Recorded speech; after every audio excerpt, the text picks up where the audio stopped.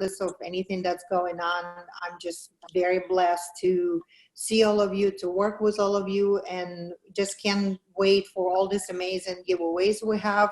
Each package is valued about almost $500. So I hope that whoever wins them is going to really appreciate and enjoy this gift for Mother's Day and for today's posing.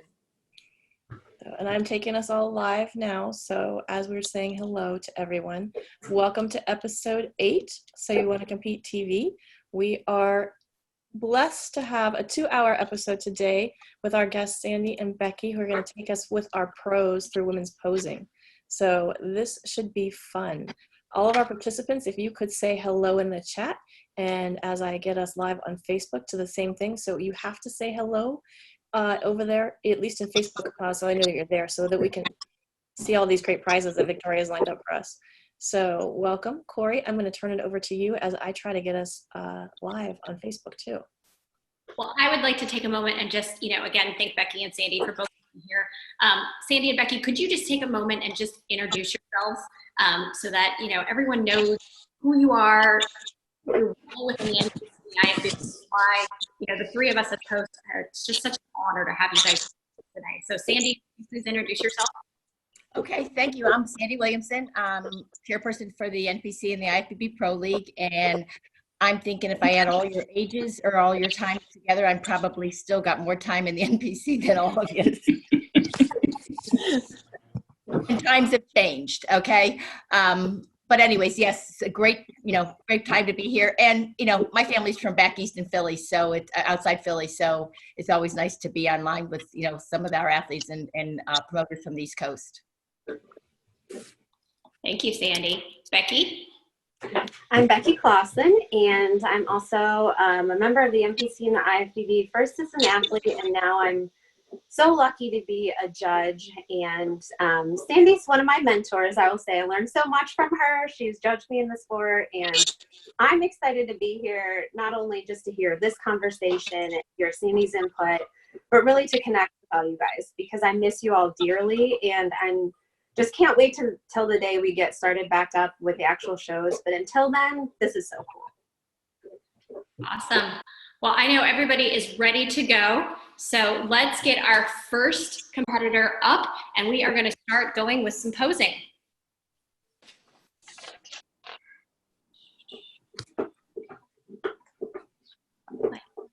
And from here, I will guide you, Sandy and Becky, both as to where we're going to go, but we are truly just going to walk through the athletes with the posing so that everybody can actually see what goes on. Pointing out any, as a reminder to everybody here, all of the posers that you're going to see today are all IFBB pros. So they have lived their time in the NPC and the IFBB, and so even them need tweaks. So they've got some of the experts here that are going to give them tweaks on their posing and walk through it. I think all of our pros are probably, pretty grateful for this opportunity to have some of, the best judges in the industry giving them tips. I can see them all shaking their heads going, yes. Absolutely, yes. Okay, so let's go. And Victoria, since you know all of these athletes so well, can you introduce our very first guest that's coming up to pose? The very first athlete is an IFBB Pro bodybuilder and women physique is my friend Rochelle Cannon, and she's very passionate about the sport, and please enjoy this session.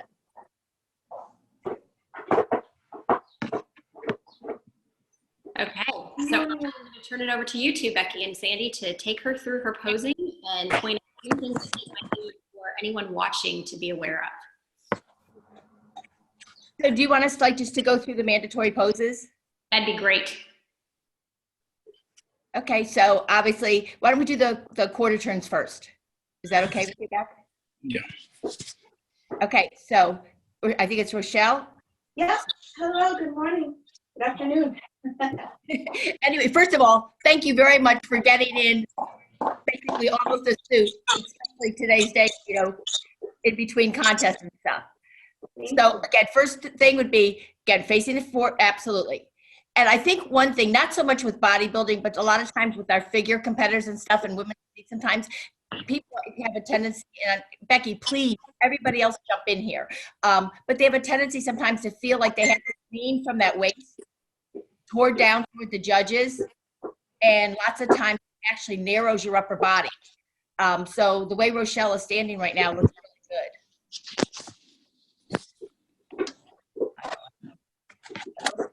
Rochelle.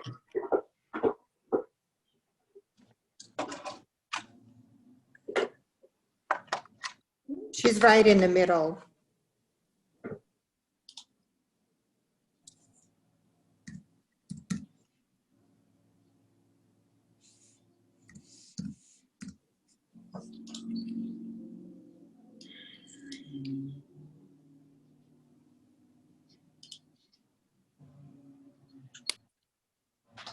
I'm not sure where Rochelle went. I'm right here. She's there you go.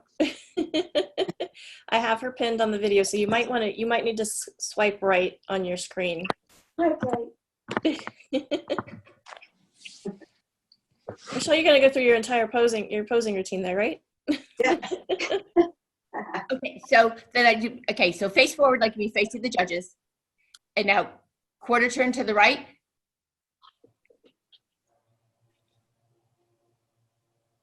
Quarter turn to the right. I just can't, I'm not really seeing her. Do I need to get closer? No, it's not you. No, it's not you. It's the video. No, you're doing fine. So again, see it. If you tap on her picture twice, she will pop on your screen right in the middle, and it's going to be only her. Okay. So what I would do, Rochelle, and again, like I said, Tony, Becky, jump in. I would probably just kind of angle, I don't want to say really bend back, but just lean back. Yeah, right there. You can actually see a little bit more depth in your back development. And now quarter turn to the right. And while Rochelle's doing this is one of the reasons, because when you're on stage and we're looking at you, we're comparing you and stuff, it's amazing how much time you might have to hold that pose. And the amount of time that you practice will serve you so well when you get on stage. I think all of us have seen where athletes have started to fade. And a lot of times it's just because they don't have that, they're not holding those poses in practice a long time. One thing I would do is I would probably lift that right shoulder, angle a little bit more, that back shoulder a little bit. So you're pressing, a little bit more. And then so you press your delt into your chest, because it'll actually bring out the fullness in your chest a little bit. Anybody else can jump in here too. And face forward. Okay, front double bicep. Okay, and you notice, and a lot of times, first-time competitors, you have those elbows up a little bit. Your hands are turned forward a little bit, because it'll bring out a little bit more to your peak to your bicep. And again, usually most athletes, it depends, you have to know what looks good on you, but most athletes will do like Rochelle's doing. One leg is a tiny bit bent and the other one's out to the side. If it's out to the side, it gives a little bit more width to that quad. And with you press it down, it also shows a little bit more separation and conditioning. And relax. And front lat spread. And I don't know if men is as hard, but women doing that lat spread and opening up the back. I mean, Becky, that is always seems to be really hard to get women to be able to, do that. Yep, and figure even, having to open your back, that was the hardest thing to learn. But it's so important. It shows your shape. You go from nothing to this awesome V shape. Well, and even when we get into bikini, because, we're always looking, that's one thing, other than wellness, every division in our sport, whether it's a male or a female, is all about balance. And even in bikini, opening up that upper body a little bit is very important. And relax. And Rochelle, you're doing amazing. You're going to be ready for your first show. Either side for side chest.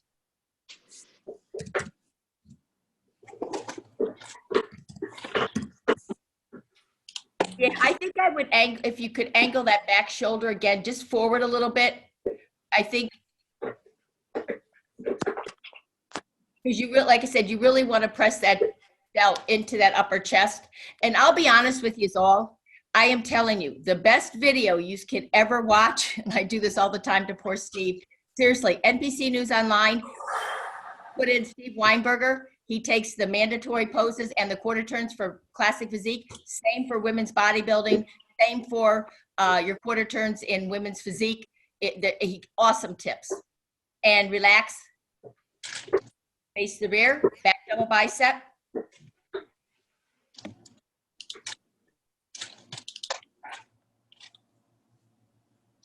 And that's good. The only thing, just lean back just a time. Yeah. See, if you do that, it just brings out a little bit more depth in that muscle. Again, you want to, and again, this is where your practice comes in, that you're hitting it right on stage, because you don't want to lean back too much, because you'll actually you'll shadow yourself and you'll actually make yourself look flat. And relax. And either side for side tricep.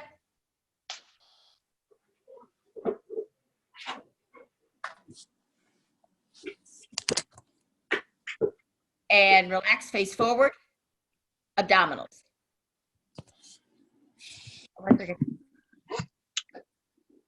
Now, I will tell you, and again, Becky and Tony, anybody jump in, but one thing I did learn from Steve is you actually, if you have your elbows out more, not so close to your head, it'll actually bring out a little bit more of your lats.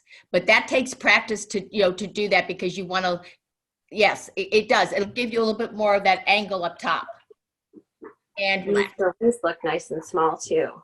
Yeah. Hey, Sandy, how much emphasis or should the athletes put on doing the transitions from the mandatories, from each mandatory to mandatory? How do you guys look at that? Well, the thing is, and again, it will also for both, but especially for the men, you just don't want to relax in between.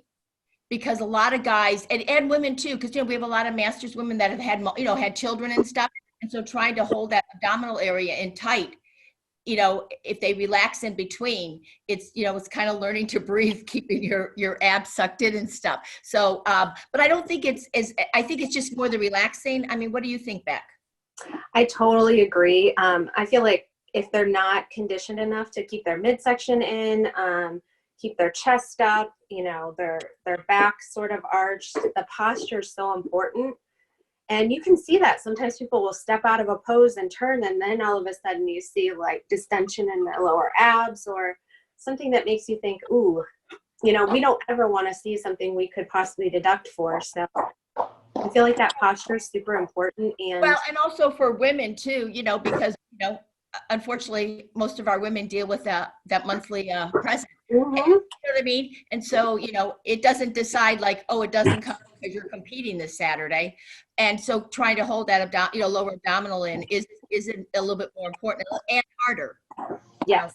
At time. And so you really want to practice, I think, all the time with trying to keep yourself tight through the whole, your whole routine, all the mandatories, so that you're just, that can make you do that. And posing conditioning, like you were saying, it's really important. I think that bodybuilders do it a lot. They kind of get it, but even all the way down through bikini, really holding those poses and holding your posture, like your back will hurt. It's painful. It's that isometric contraction, but it's so important to be that conditioned so you can always stay in that pose on stage. And I feel like that gets kind of lost sometimes. People will just practice the routine and then they're done, but it's not just hitting the routine, it's holding it and being able to be on stage for like 20 minutes and still look presentable. Well, you're right, Beck. I think that's the thing. It's being able to hold it, because I mean, it's no like surprise that our quality of our athletes has just jumped tremendously the last 4 or 5 years. And so, yes, when we're up there, especially once you get to that national level, you could be up there for a good 4 or 5 minutes with the head judge switching you around type thing. And so you really, and we've seen it. I mean, we see it on the Olympia stage. Somebody starts out in the center or toward the center, and the more the comparisons go on, you see that head judge kind of move them out, because, they can't hold the pose, they start to shake, and they look like they're getting softer. Mm-hmm. So I have another question. What about, is there any type of variation to the tricep pose for the females? You know what? And hopefully I'm not saying anything anybody's going to jump in and kill me for. But the thing is, it doesn't seem like we're as rigid with the posing as when I first started judging just bodybuilding before. I mean, when I first started judging bodybuilding, the leg had to be bent a certain way. You couldn't have a leg extended out. You know what I mean? A lot of different, and it just seems now, as long as you're doing a tricep pose, like most people are not, most judges are not going to get upset. I think where it can sometimes hurt an athlete is like if everybody's doing it one way and you're doing it a little bit different. You know what I mean? Sometimes from a judging standpoint, it's hard to compare then, but I don't think we get as I mean, Becky, what do you think? I don't think we get as rigid with the poses like before. I'm trying to think of some examples, but I just don't think we're as rigid now as we were when I first started. No, for sure. You do see slight variations, and I haven't heard anyone get corrected on stage or anything. No, I was just I was trying to run through like at the Olympian stuff. It's more about just getting into the pose. I think is because some people still have that thing like I want to be the last person, and no, Tony, guys seem to do this more than women. I'm going to be the last person getting into that pose, and so they hold. And you will see some of the head judges, getting frustrated, and well, especially Steve, because everybody else is holding the pose and you're just getting into it. So yeah, as an athlete, I think that, and not only that, I think it's a respect issue to all your other competitors. And guys, I'm going to pause you guys for a second because we do have a few questions that are coming in from everyone watching. Real quickly, they were asking, can you just run down exactly which of the poses, just the names of the mandatory poses in the division? They got a little confused as we started transitioning off, and so they just wanted you to say what the exact mandatory poses would be. So for women's bodybuilding, you're going to have your front double bicep, you're going to have your front lat spread, and then I always do chest here, so I do either side to chest. Some judges will take, and then they'll switch right here to the tricep. If you want, go ahead. And then face the rear, back double bicep. And relax, back lat spread. And face forward, abdominals. Usually with bodybuilding, I just have a habit of saying hands over head abdominals. But we've been seeing some variation, and because women's physique, I just say abdominals because there's a lot of variation in how they do their abdominal pose. And relax. Thank you, Rochelle. Thank you. My Last pleasure. question we have before we move away from bodybuilding is just a general consensus of how successful do you think it is going to be to bring women's bodybuilding back full swing in NPC and the IFBB? You know what? Becky, you were with me, right? Rising Phoenix last year. Yep. Becky and I've been, I think, the last couple of years together to do the Rising Phoenix the week before the Olympia, and that is probably one of my favorite shows. Mine too. I love it. Don't you think? Yes, it's such. I mean, first of all, we couldn't be more excited that Jake is now over the Olympia because he has such a passion for women's bodybuilding and the women's sport in general. And you know what I mean? So to have somebody, in our Olympia is just, I just think it's gonna only make our sport that much better. Because like I said, I see what he brings and the energy that they bring to, all the Rising Phoenix shows, but that Rising Phoenix and, right before the Olympia, I just think it's tremendous and the audience loves it.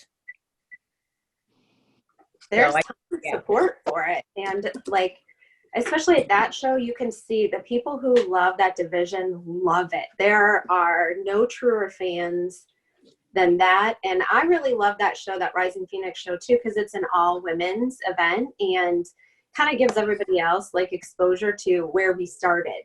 And I feel like all the divisions, and I think that'll happen when it comes back to the Olympia too, all the divisions, you appreciate these people that have gone before you and really paved the way, and they deserve a spot on that Olympia stage. Oh, absolutely. And again, times change, society changes, but I just interviewed the other day, I think it was from 86, either 85 to 89 or 86 to 90, but women's bodybuilding sold out Madison Square Garden 4 or 5 years in a row. So yeah, absolutely, absolutely. But I just think it's going to be a nice boon to our, to our organization and our women's division. And with that, we have one more question. You're just starting out and want to get into bodybuilding. What advice can you give to avoid burnout, injury, or getting discouraged? Make realistic goals. Depending what your background is. If you're coming from a non-athletic background, you have to know it's going to take time. And again, I don't want to be the only one talking, but to me, however you go, putting muscle on women is the best. And that's the only reason that I ever got in the sport to beginner. Again, with Ann, I've stayed in as long because muscle on women is the best thing women can do. It ups your metabolism, makes you stronger. As you get older, I am telling you, it will serve you in so many ways. It keeps your bone density, up. It's the best thing that women can do. And it's a personal decision on how much muscle you want to add. Again, if you come from an athletic background, then you're already going to have a little bit of a foundation to start with. But right now, and that's why I like where we are, just because we have so many different divisions. So there's a spot there for wherever, whatever level of muscularity and development that, a woman wants. I totally agree. I think it's fabulous and it keeps us young. I think we're going to get ready to transition into women's physique. Victoria, are we doing a giveaway in between these two? Yes, we have 5 giveaways. Each division is divided by a package. Each giveaway is named after a package division, which means that now is the time for bodybuilding package giveaway. And we have 6 sponsors in this particular division. My Sporty Shop, Willow Design Candles, Mary Kay Rock the Stage by Stacia, the Arm Queen, and Macabella Fitness. And I can't go into details on how much in those packages. It's going to take a really long time, but all of them are amazing. And since it's a bodybuilding package, we're going to have Rochelle pick a winner for us. So Rochelle, you get to pick a number between 1 and 101. Oh, wow. Let's go with 75. 75. Okay, let's scroll here. This is the most we've had so far. That would be Miss Latrice Davis. So, yay. Hey. Yay, Latrice. Latrice, if you would message me your contact information on either here in Zoom or via Facebook, then we will get that taken care of. And then back to you, Corey. And I'm going to have Victoria, since Victoria personally knows all of our IFBB pros, and I just want to do a shout out for Victoria. She has been absolutely incredible in terms of reaching out to pros, reaching out to sponsors and advertisers. We couldn't make this happen without her, so we are so grateful for you here. So I would like to have you introduce who's coming up next. Thank you, Corey. It's a teamwork. I would never be able to do it without you, so we all work together. Our next guest poser is a women physique, and everybody knows her because she's a judge and she's a trainer, and she's an IFBB Pro women physique, Diane Brown. And she's right there in the left top corner. I can see her waving. She's the lucky one. She's got a gym at home. Oh my gosh, so jealous. And let's go straight into the poses, because I think what's happening is as soon as you guys start posing, we get all the questions that come through. So Sandy and Becky, if you guys could take her through the mandatory posing so everyone can sit and understand. Oh, Becky, this is all you, hon. Oh gosh. All right. I'm very good at delegating. Becky knows that. We do actually, we can start with quarter turns because we'll do quarter turns here as well because we do that in women's physique. So face front and quarter turn to the right.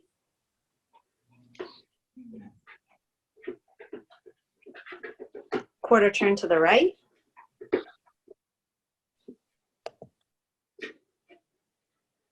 And I like what you said here, Sandy, about making sure that you are standing at least upright and tilting a little bit back so we can see the back in some depth. Do me a favor. Come back. I want to just show people. Come back again. Like I want you to, no, not you moving forward, just leaning back. That so they can see when you go too far. Yeah, see, she would overshadow herself. Now you can just come up a little bit. Actually, I think maybe a little bit more. You think you can lean back just to, no, then it goes away. So, yep. Go ahead, Beck, sorry. No, that's okay, thank you. Quarter turn to the right. These are my years with Steve Weinberger. And face front.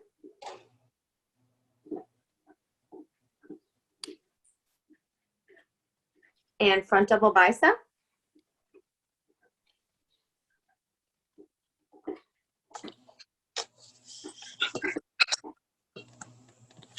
Oh, nice. Got some variations there.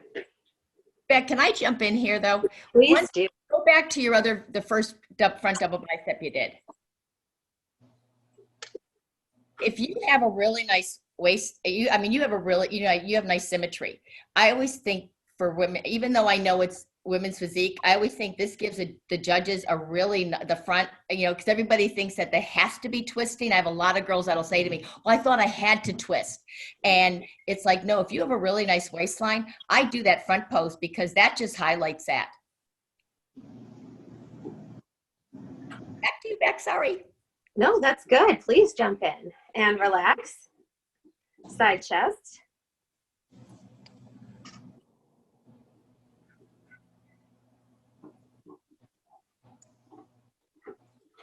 And relax, side tricep.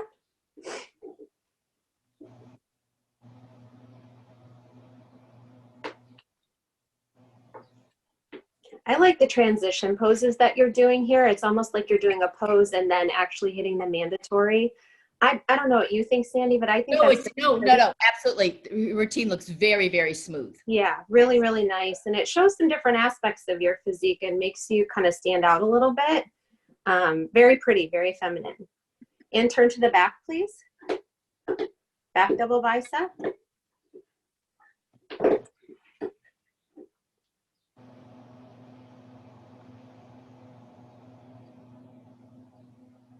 And relax, face front. Abdominals.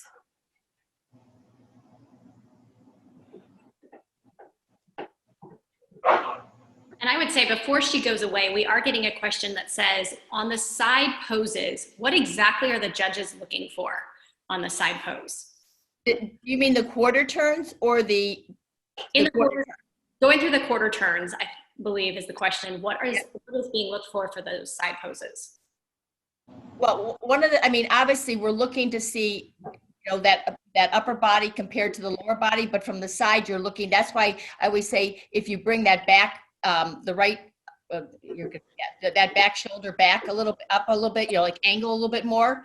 No, I'm sorry, your back one, not the one facing us. Yeah, that way. You want that one, you want it to be pushed into your chest because it'll give, women have a hard time getting upper chest depth.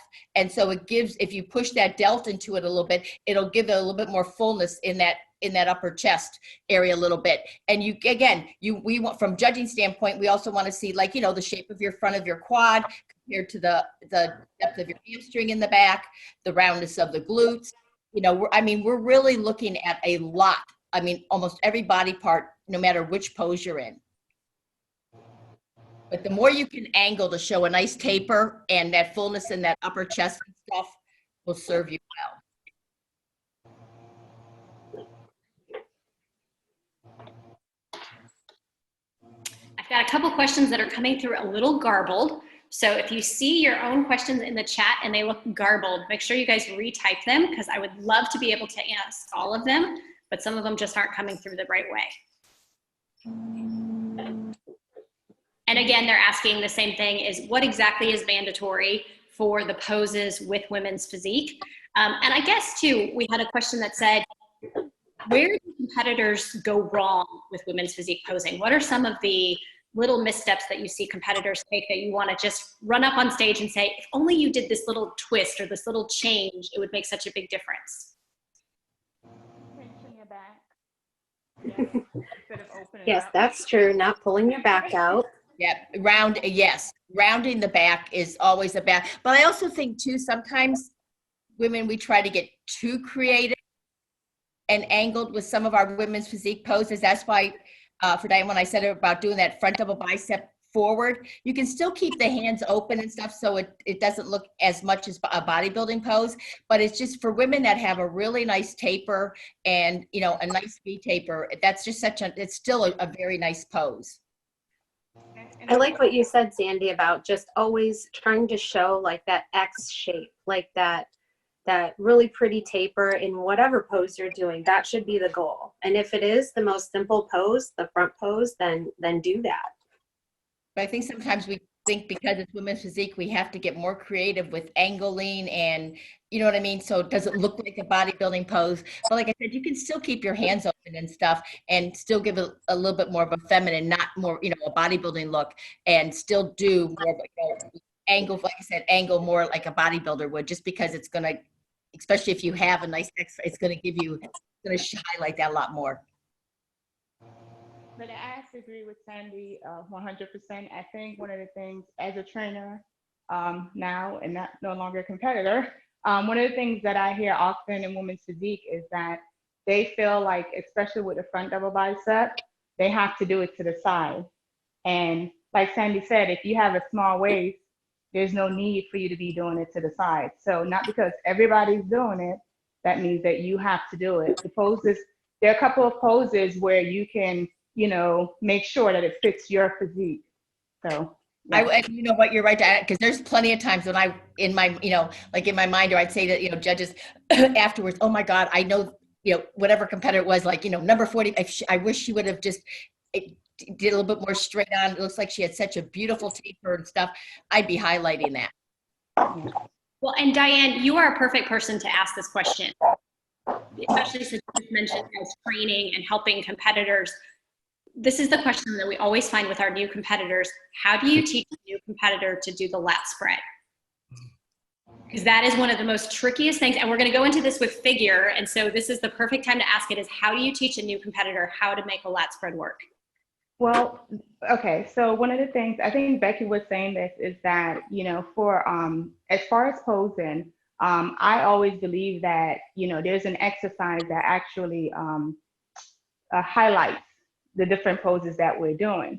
So one of the things that I try to do as far as someone coming to me for the lat spread is that when you in the gym pulling down and doing a lat pull down, you're focusing on your lats.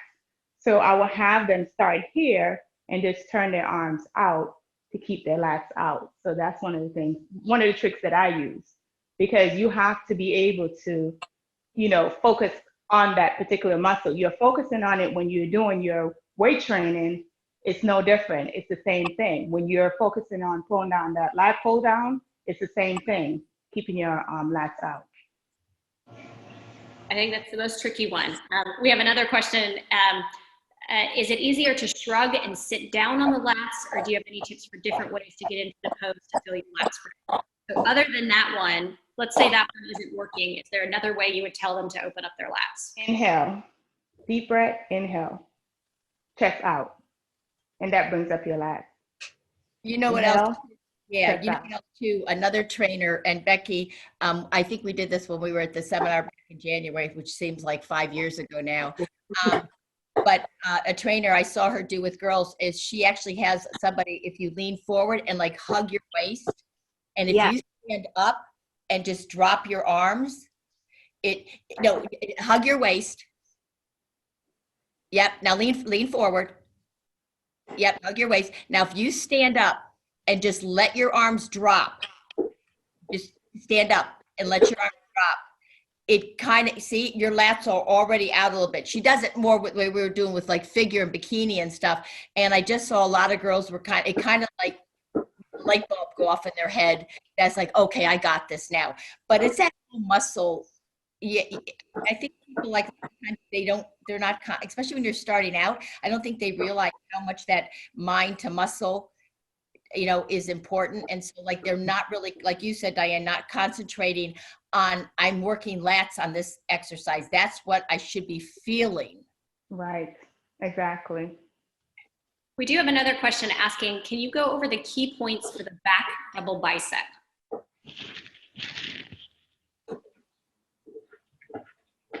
Okay, so me or Becky or Becky? That's Becky. I'm giving that to Becky, hon. And you and Becky, I don't care. How about we let Becky cue you through it, Diane? Okay. Well, I think what Sandy said, like, go ahead and hit your pose. I think what Sandy said is right, like the position of your elbows and your arms, because we're still looking for like the bicep peak, and the position of your lower back. And see, Diane, lean just back a tiny bit. You don't want to stand perfectly straight, nor do you want to lean forward, yes, and round out your back. Yes. Because, and people do it. Is Diane, as dumb as that pose looks right now? Well, no, we see it on stage because people get nervous. You know what I mean? Everybody does. We have people in the Olympia that sometimes do, and that's why being, posing and practicing, so everything comes second nature to you is so important. But it is, people don't lift up their elbows a tiny bit. They don't lean back just a tad. And again, it's having somebody there with you saying, okay, lean back. Oh, nope, that's too far because now you're going to flatten out. Those little things that will really help you, as you move up in the ranks.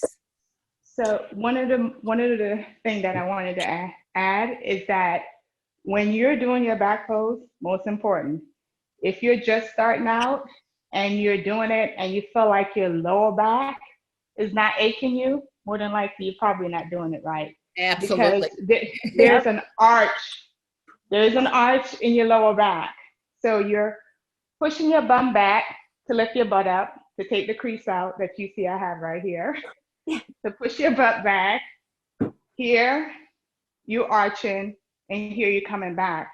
When you start practicing when you first start doing it, you're gonna feel this your lower back is gonna tighten up really, really bad. You know what, Diane? You're doing it correctly. Right, and that's whether you're a bikini competitor, a figure competitor, that, trying to work on those lower erectors to try to to strengthen them a little bit. I have done this with so many, not so much with bodybuilding, but I've done it a lot with the masters compete, because unfortunately, the older we get, gravity just loves us. And, but I've so many times, they'll try to lean forward to, to tighten up that back, but the thing is it flattens the glutes. And I've had so many girls that after a show, we'll get on stage and I'll say, now really arch and push back. And, other people around go, it looks better because it tightened up that skin a little bit, but it made the glute look rounder. Yep, definitely. And I always lift mine because I got too much butt, and that's seam. So you have to lift. I'll take it in a heartbeat, hon. Okay, a couple more questions really quickly. Diane, can you show the difference between, someone is asking, what does it mean when you're pinching your back? Sometimes they tell you to open up your legs. And so what's the difference with pinching? People don't understand what it means when you're pinching your back. You're bringing your shoulder blades, together. And so this is someone that can do it. It's very hard to spread your lats. Because if you don't open, then it throws your symmetry off. So you're going to look square up top instead of this V taper from the back. And people think, if they pinch, it's going to make their back look thicker, like more depth. Right. Just like Diane said, unfortunately, it also takes away from that width, which is much more important in the beginning than the depth. Obviously depth is important, but if, you never want to sacrifice width for depth. And then we have another question talking about the glute positioning. So the glute hip positioning for the back double bicep pose. So we just kind of went over that, but they want to see exactly what it should look like. And we were talking about not leaning back or not pushing back too far. So it's your leg out and you're rotating at your hips, pushing your butt back to lift. If I don't lift, this is what it looks like. I think this is a really good point too, because if women watch men, like the men bodybuilders who will tuck their hips under to squeeze their glutes in that back pose, we do the opposite. We flip our hips back to lift our glutes up. And it does create, I think, a more feminine appearance in this pose. Like Sandy said, it lifts your glutes to make them look more round. That's an important distinction. And I feel like I can tell who's watched men pose versus women, when they change their hip position. Well, and Becky, you're absolutely right. And even sometimes with men, you'll see, because, they've lost a lot of weight to get, in contest condition, and they'll do that. And you can see skin sometimes. You know what I mean? Women, we have a lot more tendency to have that problem. But I just think trying not to, to squeeze and, like you said, tuck under just helps make your, like you did, Diane, rounding. Arching that lower back and pushing back will help push that glute muscle that you've worked so hard to build. It'll help tighten up that skin. And one of the things is, when you learn how to do it, you want to make sure that you're keeping it throughout. So oftentimes, from judging, I see they will do it from the back, lift up, and then they turn and drop. Yes. Right? So you want to keep it and keep it up all the way around, That's kind of what we were talking about. Remember, Becky, in bodybuilding, about the transitions, you're really not relaxing those transitions at all. Good point. Okay, we got one last question and then we'll move on to figure. Sandy and Becky, you guys are going to love this one. From a coach to specific women athletes, some of the posing coaches contradict some of the positions and tips that you are doing right now. I'm more leaning to a head judge, but who do we convince athletes who's right and wrong when it comes to specific poses? Oh, you don't want my opinion on this. That's why I said this is a loaded question. Yes. Okay. Well, go ahead, Sandy. Do you both feel the same way? Judging you? And this is for men, and we see this all the time. That's why I tell bodybuilders, men's classic physique, I tell my women's physique, I even tell figure competitors, please go do the NPC News Online, type in Steve Weinberger's name. He has, like I said, quarter turns and mandatories with classic physique. Now, again, not every single mandatory for classic physique you're gonna do it the same way, but he gives you so many little nuances on how to hold those elbows, how far to bring them up, how to twist your wrist and stuff to bring out more of a bicep.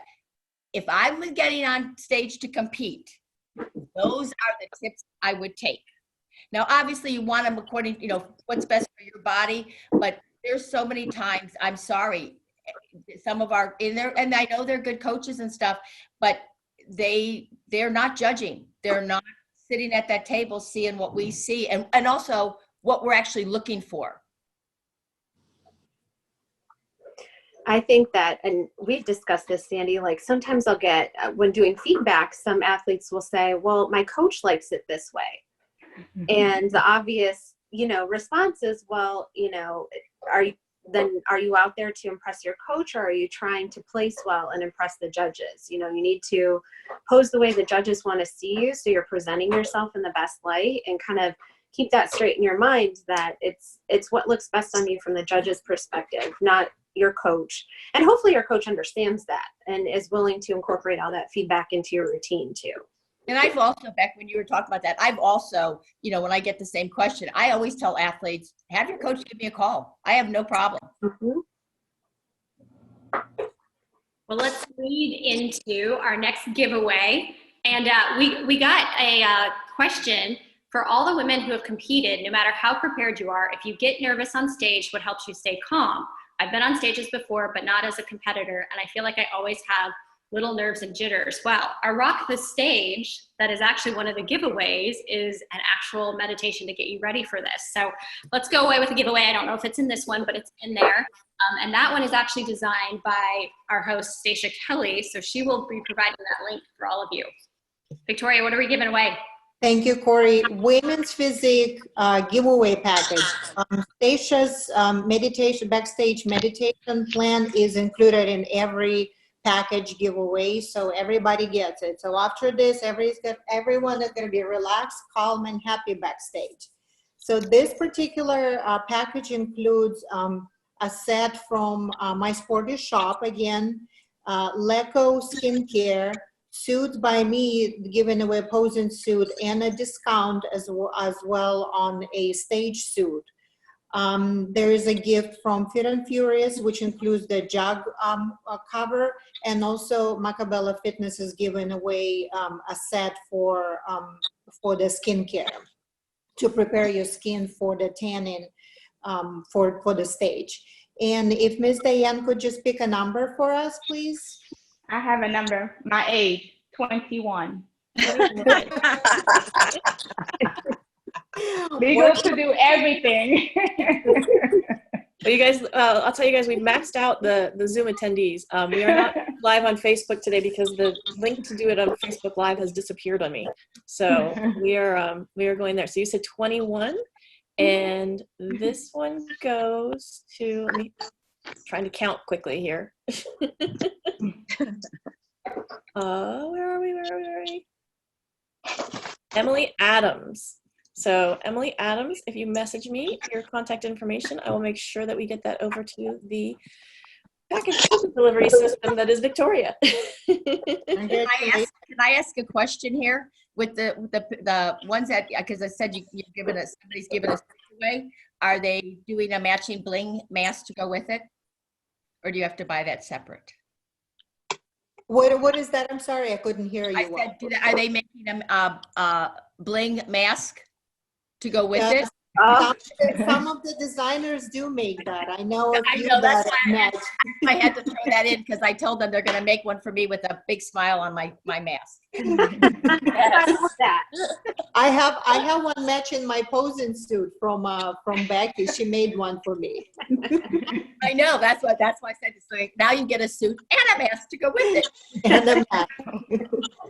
Haven't you seen all the memes? It says it's the new trikini. Oh, right. I said eye makeup is going to become even more important, because that's the only thing we're going to see of you. Oh, Yeah. golly. Yeah. So let's move on to figure. So Victoria, Becky, this is all you, hon. Oh, goodness.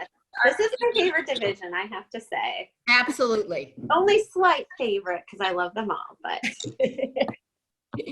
Victoria, can you please introduce our model? Yes, ma'am. So today we have Olympian. We have Olympian helping us with this division, and she's a part of Rock Build Fitness from Maryland, very close to us, Miss Ellie Montanao. And let's find her so we can bring her on the screen. Miss Ellie, can you say something so we can see? Hi, good morning, everyone. You can see me. There she is. She's wearing red shorts and red top.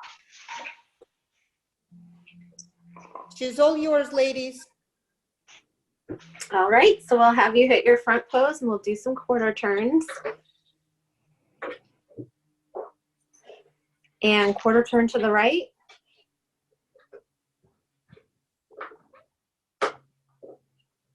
And that's awesome posture. That's what we were talking about in the other two divisions. She kept herself nice and lifted, chest up, stomach in, back arched, and turn to the back.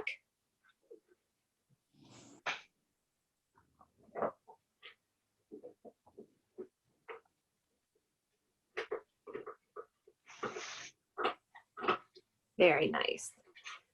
And quarter turn to the right.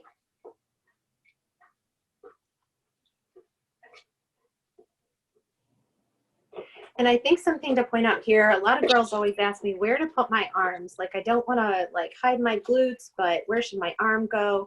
And in both of these poses, this side and the other side, your arms looked good because I can still see the curve of your waist into your glutes. So that's important. I feel like you just don't want your arm hiding that curve, that front arm that's facing the judges.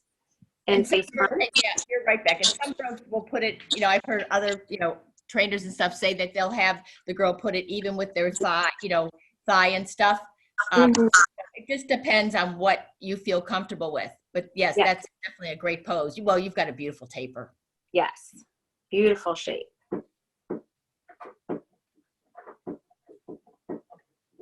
And let's have you do some of the poses that you do in your presentation. I know most girls do like a side pose. So why don't you show us your presentation? Very pretty.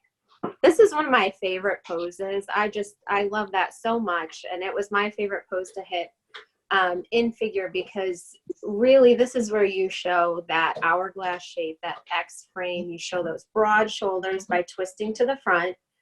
And then you've got your hips that are kind of twisted to the side. So it makes that really tight waistline. But we see how curvy her legs are coming down out of that. So it's that X frame that we always talk about in bodybuilding, but with really nice feminine shape and curves. This is a really important pose to master. This is the pose you stand in usually in your lineup. This is a really important pose to practice along with your quarter. Because it also shows nice roundness to your glutes and stuff too. So it's a beautiful pose. Yeah. And then go ahead and show us your presentation that you do individually.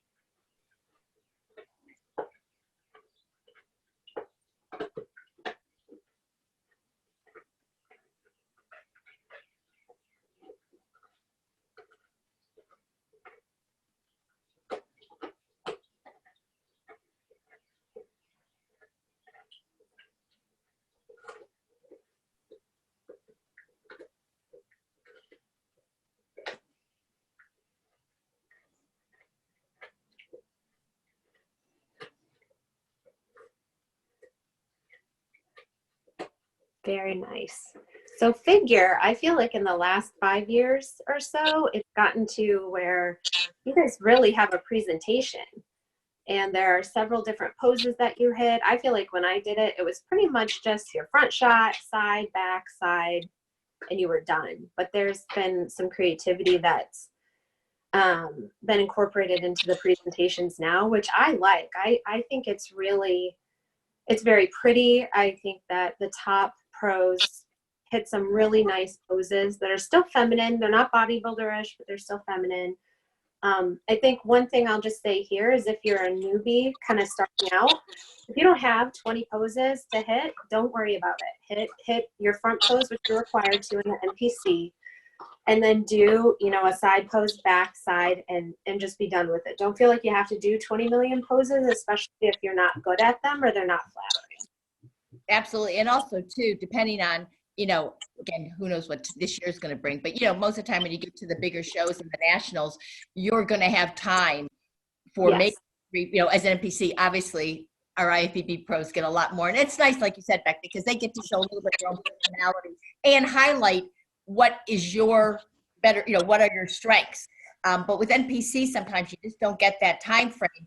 And I think athletes sometimes think they have to have all these transitions and they forget about what we need to see as a judge. So I always say you definitely want to do that front, a side, and a back, and come back to the front. That might be all the time as an amateur that you have, depending on the size of the show that that you're in.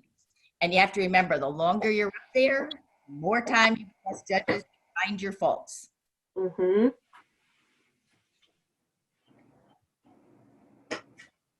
We do have a couple questions here. One of the questions is that when she is in her front pose, one of the questions says is that her arms look like they are almost facing forward on the front pose. Is that recommended? I think it might just be the way she's standing in the angle of the camera.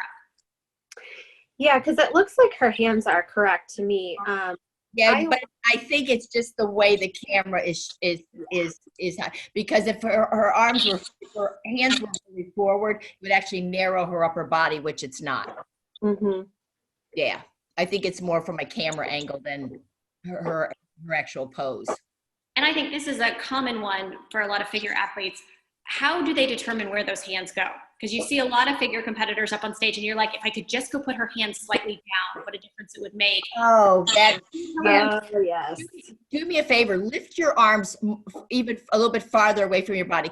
See, as she lifts, her delts are going to start to flatten out. And we see this, I think men's physique started it, and now it's gone to all the other sports. When we just talked about trainers and coaches and how do you want to see, and I will say I do. I've learned so much over the years from Steve and stuff. And even like Olympia, I'll send him I'll easily send him a photo if I get, a feedback from an athlete that I'm not sure of. And I'll say, arms are out too far. And, Steve, guy of many words, I get a yes. And because it does, it flattens your delts and it destroys, it takes away from that, that symmetry.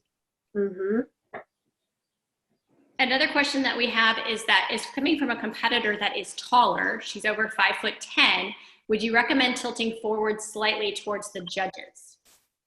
I wouldn't.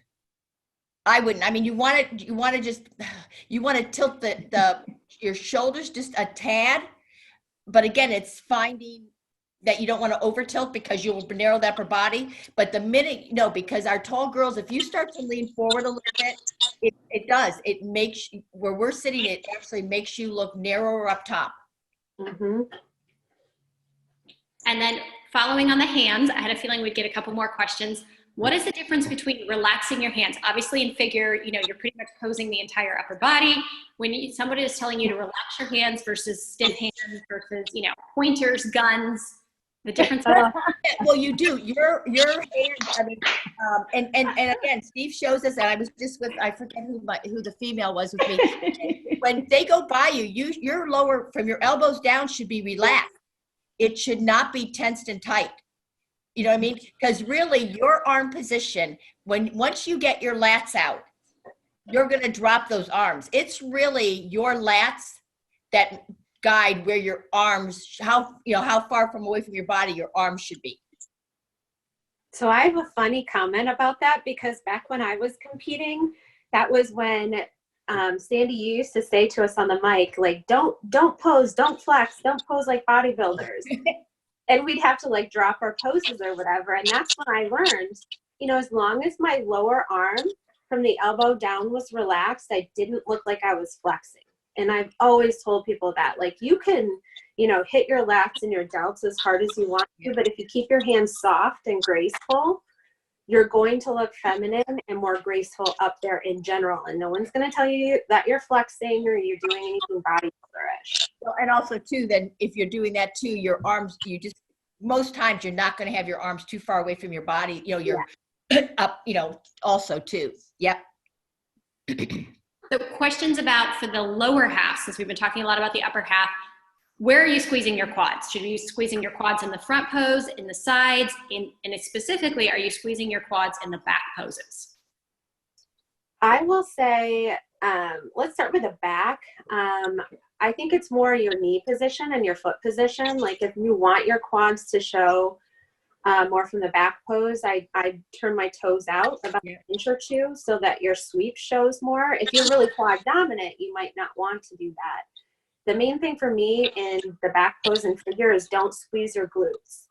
It really distorts the shape, and it can, like if you've got any extra skin or anything, it can highlight that. Your pelvis should be tilted so that your glutes are up nice and high, and that should be it. That's all you need to do. And the only other thing I did for the lower half when I was posing from the back was maybe go up on my toes a little bit to flex my calves, just to show more shape there. But I think that's all you really need to do is set up the pose, and that's it.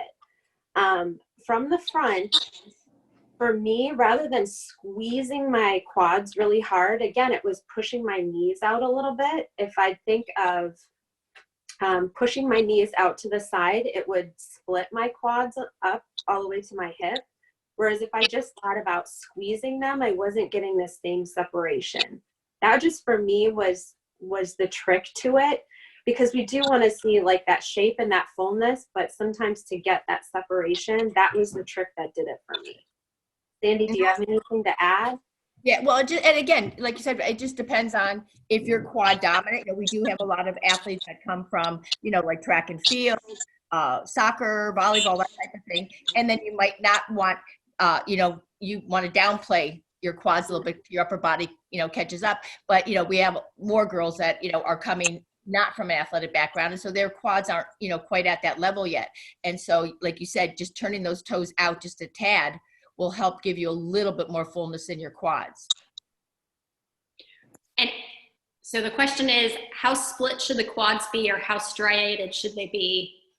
Okay, that's a real easy one. That's a real easy one to answer there. Take that word striated and out of your definition. Absolutely. But you do. And this is where, at least, and again, because when I came up, first of all, we didn't have trainers, coaches. It was just by, magazines and what my ex-husband knew.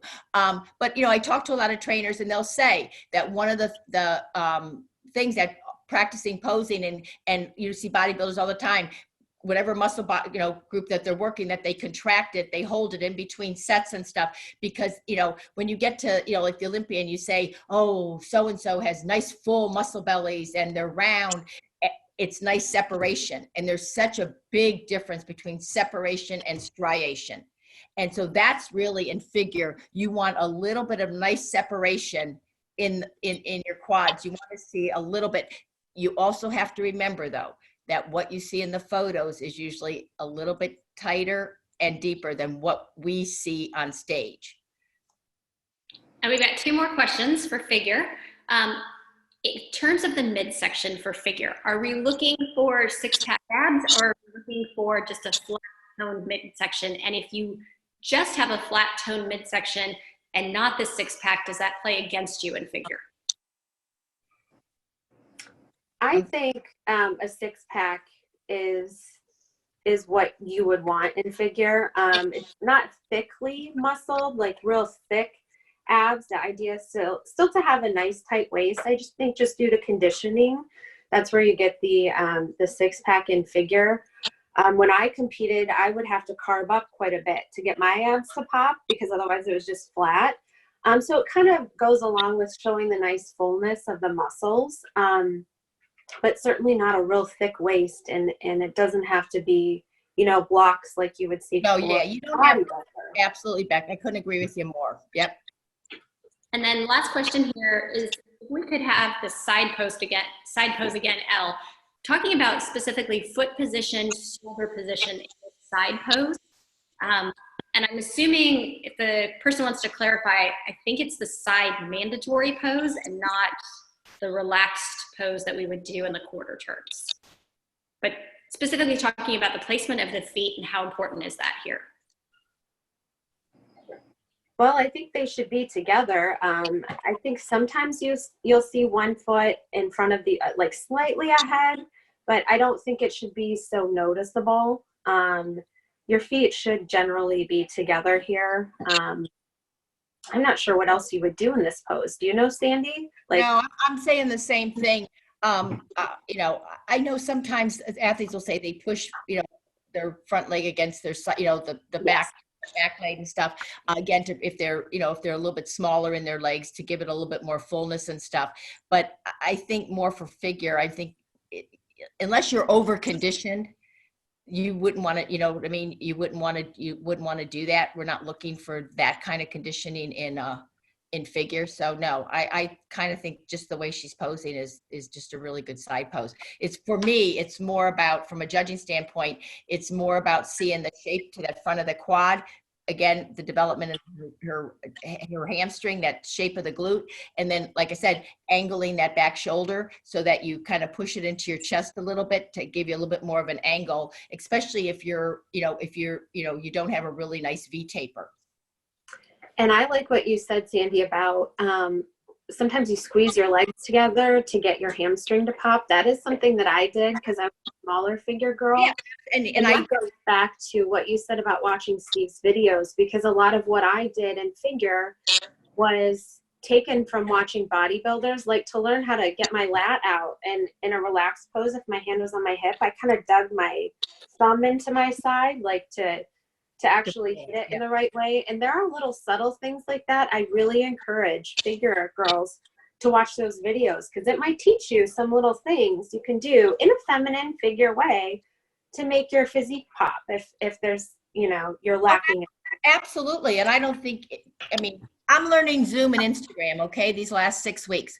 I don't think, no matter where you are in your competition thing, that it never hurts to maybe, like you said, we have so many videos on NBC News Online from different pros and stuff to try something different. You might be doing a pose a certain way, and all of a sudden you watch another video and they give you that little, a little idea, and you try to go, oh my God, yeah, I think I actually look better that way.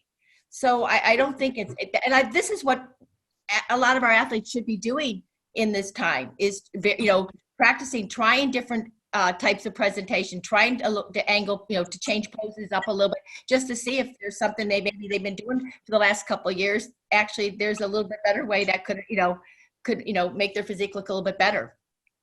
And they did clarify on the question. It was, she was told to have one foot in front of the other to make her quad sweep look bigger.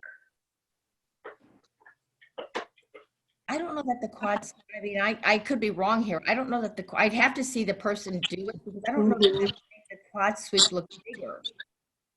Pressing one against the back would make it look a little bit thicker, but I don't know that making it forward, well, maybe because you have two legs, but judges are good enough to see that. Like, okay, your quad is not those 2 extra inches from that other leg forward. Okay, let's go ahead and give away the figure prize. Trying to find myself. Oh, there it is. Okay. All right. Figure package consists of 6 sponsors. Pretty much all packages consist of 6 sponsors. So it's a body bling. It's a competition jewelry. Not only competition jewelry, but I use the everyday jewelry and go out jewelry. She has amazing styles. My sporty shop again. Eat Clean Sweets that are designed. They're very competitor friendly. Everything is broken down to macros, and there is no additives or chemicals in her product. Rock the Stage Meditation, and Goddess New York is apparel, leggings, and tops, beautiful designs, and Macabella Fitness again. And Miss L, where are you? I'm here. Who is our winner? Number 19. My birthday. My birthday's May 19th. We like that. Number 19 is Carla Thomas. Congratulations, Carla. Make sure you send me your messages. And Corey, back over to you. These are some really great giveaways. So this is going to be a little weird, unprecedented in a Zoom. All of the panelists right now that are speaking, they are all going to put their video, they're going to put it on pause, they're going to put themselves on mute, and we are going to take a 3-minute potty break. So we are females, and we want to make sure that everybody gets to have a break really quickly. So we built this in so that everybody can have a break. So for our bikini and wellness competitors that are coming up, for you guys, do what you need to do. So what we're going to do is just reminding the competitor or all of our panelists, go ahead and put yourself on mute. Go ahead.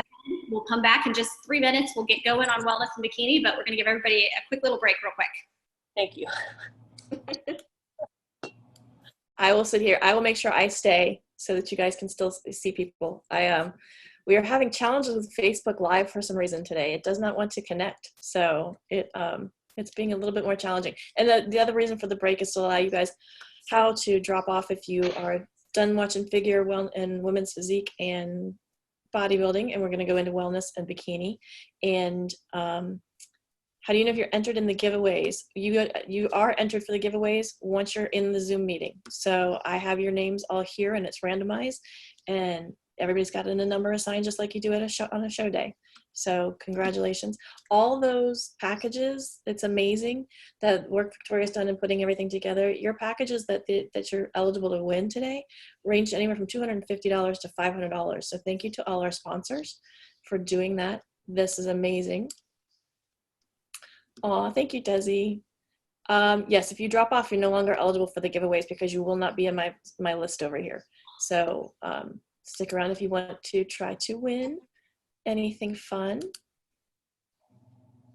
I was just explaining to everybody about the giveaways and all the work that Victoria's done and put into everything. Absolutely amazing. Happy Mother's Day to everybody.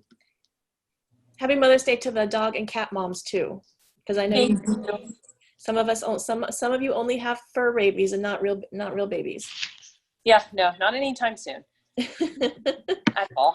My real baby is now 6 foot tall and driving. So, oh, how's that going? Really well, because there's nobody on the roads. I'm gonna put us all in gallery mode since we're hanging out and waiting. But yeah, it's going actually better than anticipated because he's very cautious, but he does have a 6-cylinder engine car, so it gets up and goes really quick if you're not watching. Yeah. Man, I remember the first time. I just checked out my fur baby, and she is still eating her bones. We should be good for the rest of the session. Okay. Awesome. She's only 9 months old, so I was a little worried she might interrupt. She might make an appearance.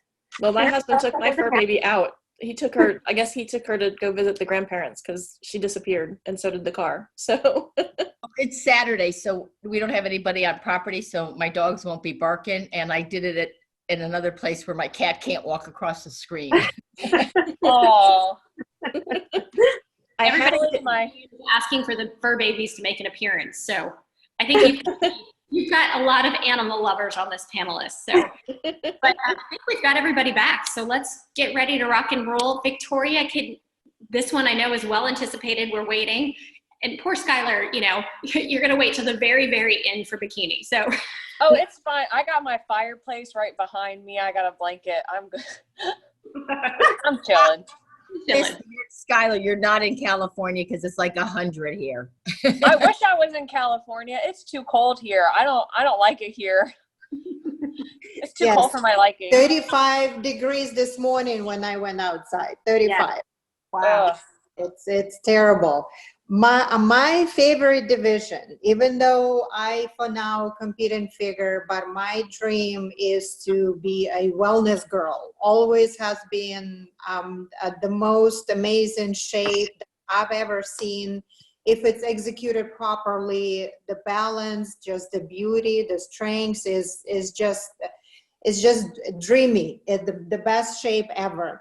And today we have a beautiful girl for us to model, straight from Brazil, but she lives in Tennessee, Juliana Bezerra, and she was getting ready for a show she just did in Arnold, and I believe she's still in amazing shape because she's planning on competing anytime that we're allowed to compete. And ladies, she's all yours. Julie, if you can unmute yourself, just unmute yourself because you're on the mute. There you go.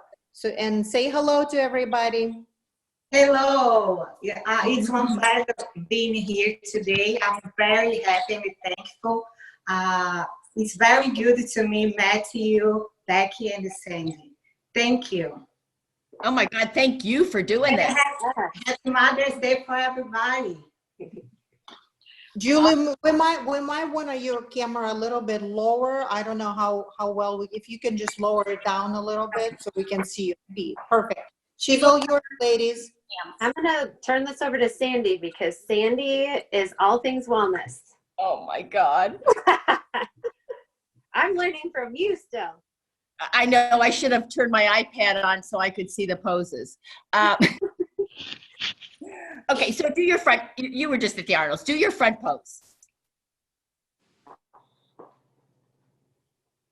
And hopefully I'm not going to say anything wrong that anybody's going to get upset with me with, but I think as the year goes on, you're going to see variations in the posing. It's happened in all our divisions. The athletes kind of come up with how they know their body's going to look better. And I really don't think like I mean, Becky, you actually judged the Arnold. Well, no, I did it. I did the Arnold amateur, didn't I? But we weren't like focused on where every hand was, where every foot was. You know what I mean? Yeah. The thing that we wanted to stay away from, and this is really, we're seeing it a lot in bikini, was just that arm out, like, I don't know, a teapot or whatever you want to say. That was really the issue. So in that front pose, you're going to have one hand, like Juliana does on her hip. And then most of the girls either put one leg, because I was just doing some critique emails last night. Most of them are doing like one leg really a little bit more in front of the other leg. Yeah, I saw, yeah, that's what I kind of saw with almost all the NPC, you know, when I was going through the gallery. It just seemed like a lot of the girls, and obviously the girls that placed really high, a lot of you were from Brazil, because you have a lot longer history with wellness than, we do here in the US. But again, it's, you want, for wellness, that's the one thing, obviously, you have the best legs in the business. Hands down, amazing legs.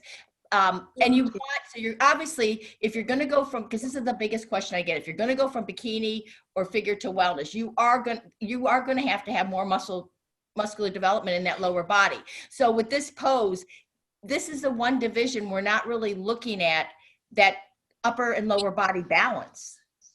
You know what I mean? This is for, I mean, a lot of women in general, we're not built with these wide shoulder spans and narrow hips.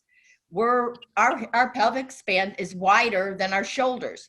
And I just think as time goes on that this wellness division is going to be the best thing for a lot of women that can't get that super V taper, because you don't need it in this division. You just need amazing legs. But that's what you're going to do. So in that front pose, okay, you want to show, obviously you want to show your quads. You're going to see, again, especially in photos, you'll see a tiny bit of separation in the quads, but we really don't want to see that amount that you see in figure. And then again, you're going to do a quarter turn to the right.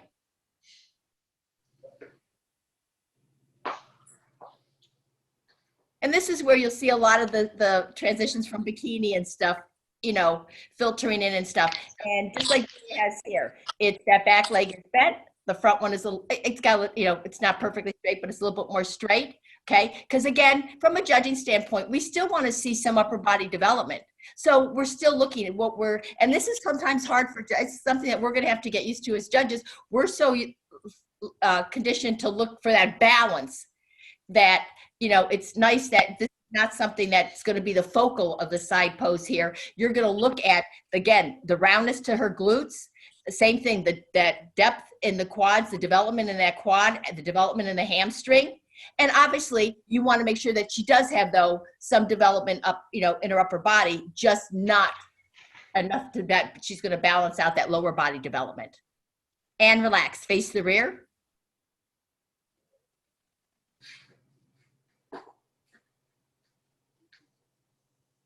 And again, it's obviously here, I mean, you're going to look at her upper, this is why Brazilian girls are just such amazing in this category. But you do, because you have, I mean, she's got a V taper. It's just that upper development it doesn't match. I mean, her glutes obviously are much more development, but even not in contest shape, look at how beautiful that development looks. And, you know, again, you're going to see a little bit of separation, you know, that V, you know, the V with the glute and the hamstring, but not near what we see in, you know, in figure. And relax. Quarter turn to the right. And again, it's that same thing. It's the same pose from, you know, from either side. And again, back leg is bent. I just know in my heart that everybody's going to put their little nuances in. I saw it at the Arnolds and stuff. And like I said, you know, these are the poses, but I think the biggest thing we wanted to stay away from was that bent arm out to the, you know, to the side and stuff. Again, if you're an athlete that has a lot more lower body development and you're working on that upper, even like bikini and figure girls know, you can just twist your wrist out and it's going to bring some more depth and roundness to that delt. If, you know, if that's where you feel like that's one of your weaker areas. And face forward.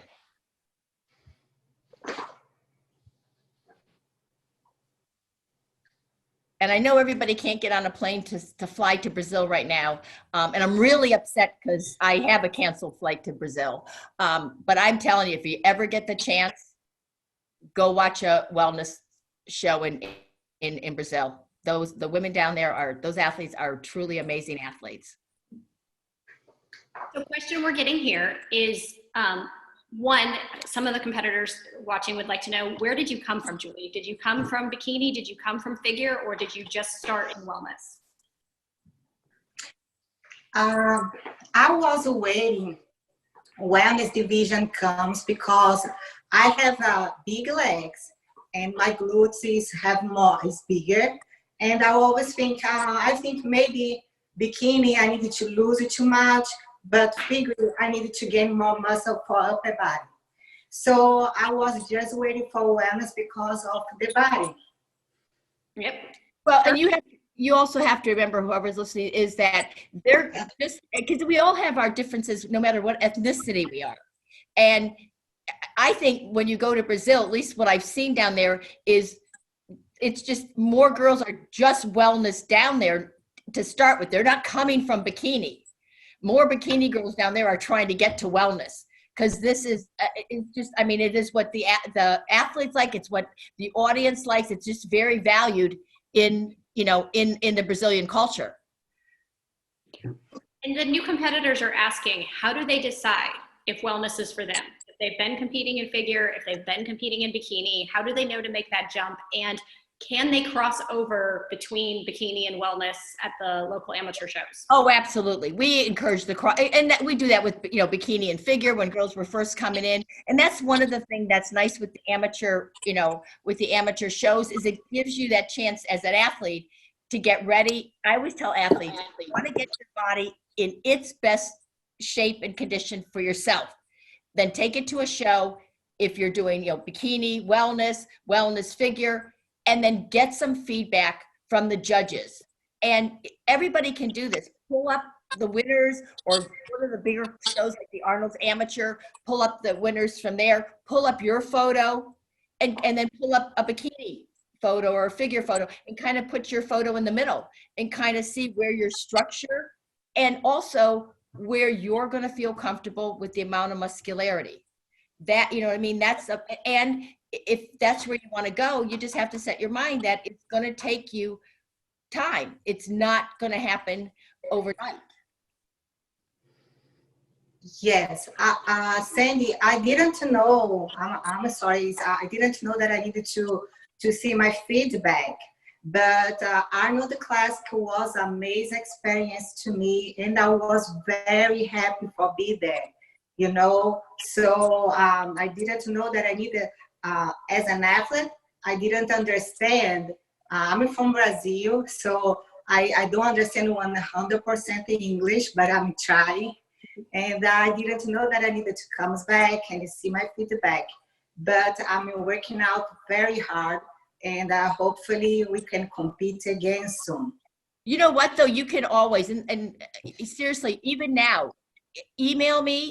And I'll go back and look at the photos. I always save my notes, you know, for the year. Yeah, you can email me now when you get back. I'll be glad to, you know, to give you some feedback. Absolutely. Thank you. Oh Thank you very much. Thank you very much. Question we have coming in is, in the rear pose, do you want your hands on your thighs like in bikini? I'm sorry? This is for Sandy and Becky. Yeah, do the rear pose again. Face the back. Yep. Now face the rear. Face the back. Okay. Back pose. Yep. Back pose.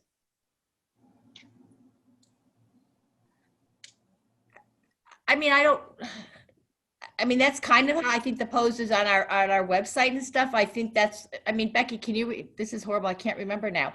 I mean, that's basically what I've been seeing as the rear pose. Yep.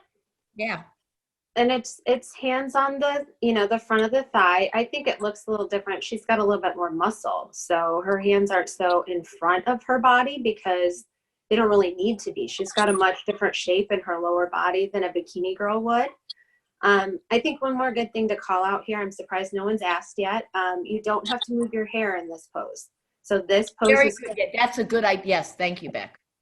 I feel like people always ask that. And like Sandy, you were saying before, you know, don't move your hair if it's going to give us more reason to deduct. You know, leave your hair as is. We're looking at the shape here in the lower body. I think this is best. Yeah, that, and actually that's a really nice pose. The way she's, I mean, the way she is posing is very nice.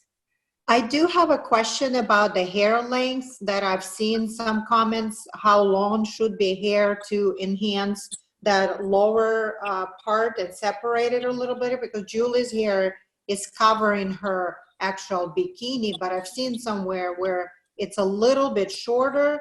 It creates a better shape. Is that true? I mean, Becky could ask, I don't have an issue. The only time I have an issue is we've actually run into some girls that their natural hair is really long and it actually covers part of their glutes. Yes, I'd say that's the biggest problem. If it's too long, then we definitely notice.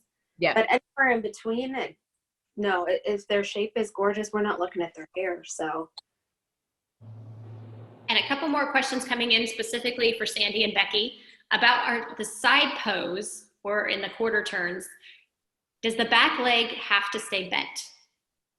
I think yes, right. Yeah, right now the way it shows on the our NPC News Online, it does have that back leg bent and the front one a little bit straight. Now, if you're going to tell me, did everybody at the Arnold's Amateur have that? I really don't. I don't know. And obviously nothing was that out of if they had, like I said, if they had a little bit of different variation, it didn't affect our judging, our judging at all. Because like I said, I still think as time goes on, the wellness division will kind of tweak their posing a little bit to fit them. I hope that makes sense. Because we saw, bikini, the posing has changed over the years. Just like Becky said, figure has changed. Athletes kind of, and again, I like that. Athletes kind of end up making it what they want it to be for their division. Okay, I think we're going to run into our next giveaway here. And then if you are still on, know that you can still ask questions because we'll have Sandy and Becky in here till the very end. So if something comes up and you have another question that you want to ask, you can definitely ask. But we're going to do another giveaway, and then Miss Schuyler is going to get ready and we're going to go through bikini. Thank you, Corey. I'm sure we will have some questions about conditioning level differences between bikini and wellness and the suit mandatory design and colors as well. I know we hear a lot of questions about. Yes, that is one thing. You're right with the suit, that because with the wellness, the top doesn't connect to the bottom. But overall, it's similar to bikini suit, and it doesn't have to have connectors as well, right? Mm-hmm. So, Becky, we can hear you. You're muted. That's because I'm on mute. Sorry.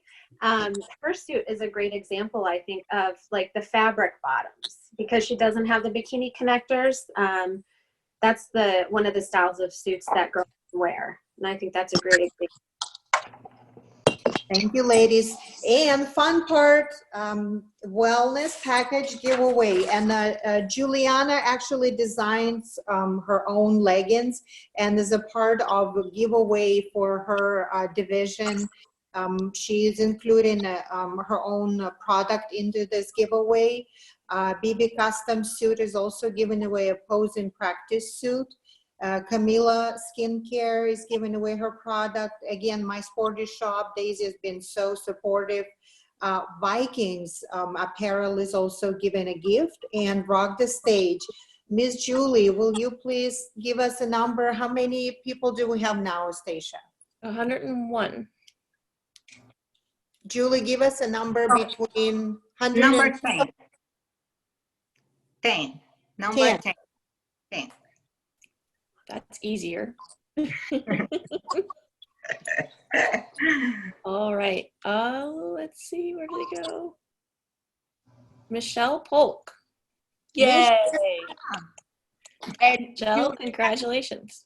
Julie, I have to say, your English is much better than my Portuguese. I will try. Yeah, I try when I get down there. I try to do the quarter turns and the front and backs in Portuguese, so it's getting a little bit better. Thank you, Sandy. I'm very happy for today. Thank you. Back to you, Corey. Next, the last one. Yeah, well, I can introduce the last one. I know Miss Schuyler. I've watched this girl come up from, starting in the NPC, and since I felt like she was a baby in this sport. So just very excited for this girl and all she's done. I remember when she did our show, was it 2 years ago, the Virginia Classic? And I was like, that girl's going to win, and just watch. She's going to get her pro card this year. So yeah, it was 2018. Yep. Yeah. So she's one of our local favorites, and right there in Virginia, and so we're very excited to have her. And so I have a feeling there's going to be a lot of questions coming up. So I'm going to turn it over to you, Becky and Sandy, to walk through. I would say let's walk through the mandatory poses so people understand. I think the biggest thing with the newbies that we've got on here is people don't understand what is actually mandatory in bikini. What do you really have to do? And then what are variations that are acceptable, approved, or recommended? Okay, Becky, all yours, hon. Okay, so here's your front pose. Wellness.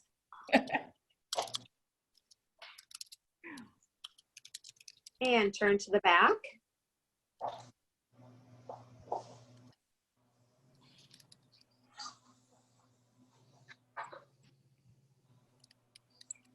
And face front.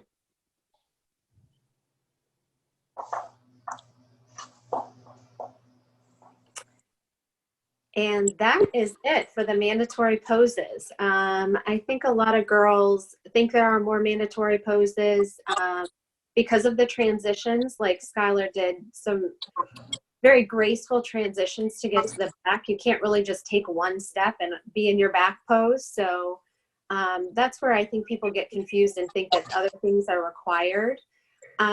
This is one of the front poses that you see a lot of girls do. I think it's really flattering if you have a really tight waist and nice curvy glutes like Skylar does. There's also, Skylar, do you know how to do the other front pose? I've been, me and Sean have been working on. Yeah. So this one is okay too.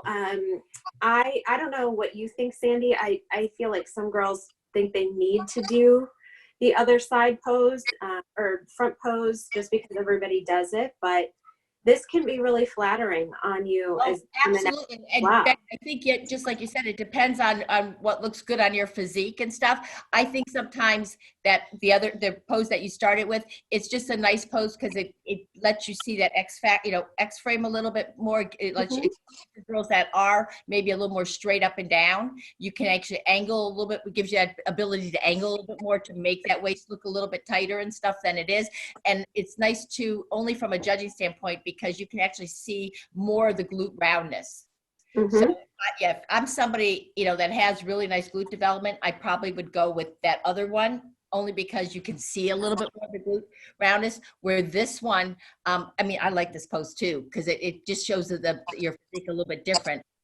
But I mean, I think both poses, and I also tell athletes too, even in your little presentation, you can switch, like start with one and then end with the other one, so that you're showing your physique, from both of these perspectives.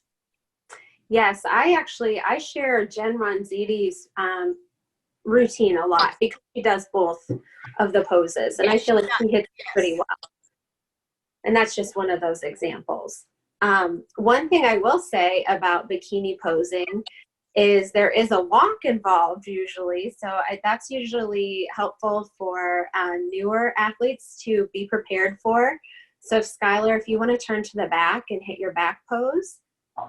And then Sandy, I'll have you call this one because you're the one that everybody hears, like, your voice over all the recordings. You know what though? And I forgot, because we're also doing that in wellness. Oh, right. Yes. And I forgot it at the Arnold's. Okay, it's going to take me a while to get that in my head here. It took me about a year to remember not to call classic physique a side tricep for the guys, so it's going to take a while there. Okay, Skylar. So again, I always tell the girls, you're going to face the back. Okay, walk halfway back or walk to the line. You can pick that line, Skylar. And you'll notice it's a very slow walk back, because you really want to try to keep that glute up as much as you can, because unfortunately you don't want to jiggle like most of us all do in life. And then face forward and walk it back. And this is usually about 5 times faster than the going back. Yes. Skylar, do me a favor, because you're the athlete. So talk about how you practice walking back, like, how, you know what I mean, trying to keep the glute tight. I don't think a lot of newer athletes, realize that there's a technique involved. Yes. So what I like to remember is, like, I have a string or a pole that's basically holding my glute up. So this is the form that I normally walk in. And I'll watch myself in the mirror, and I'll make sure that when I walk, it's nice and slow, and I keep my glutes up and a very, like, nice arch here. So sometimes, like, if I don't feel it in my lower back, I know that I'm dropping my glutes. But you know what? That's really good how you showed it from the side like that. Yeah, so I'll walk like this. Yeah, that's a good idea, because it shows that arch and how much your glute is pushed back a little bit, that it keeps that nice roundness there. Yeah, that's a good way for girls to look at it, to actually see to make sure that that arch is good. Mhm. I think another key that can help too is stepping carefully, stepping softly. Like it doesn't mean you have to go slower, but stomping will show like if you've got water or any extra, fat hanging out on there, it moves. And I learned to step softly so that things moved as little as possible. Yes. Very light steps. And I'm a super crosser. So like when I walk in my back pose, I'm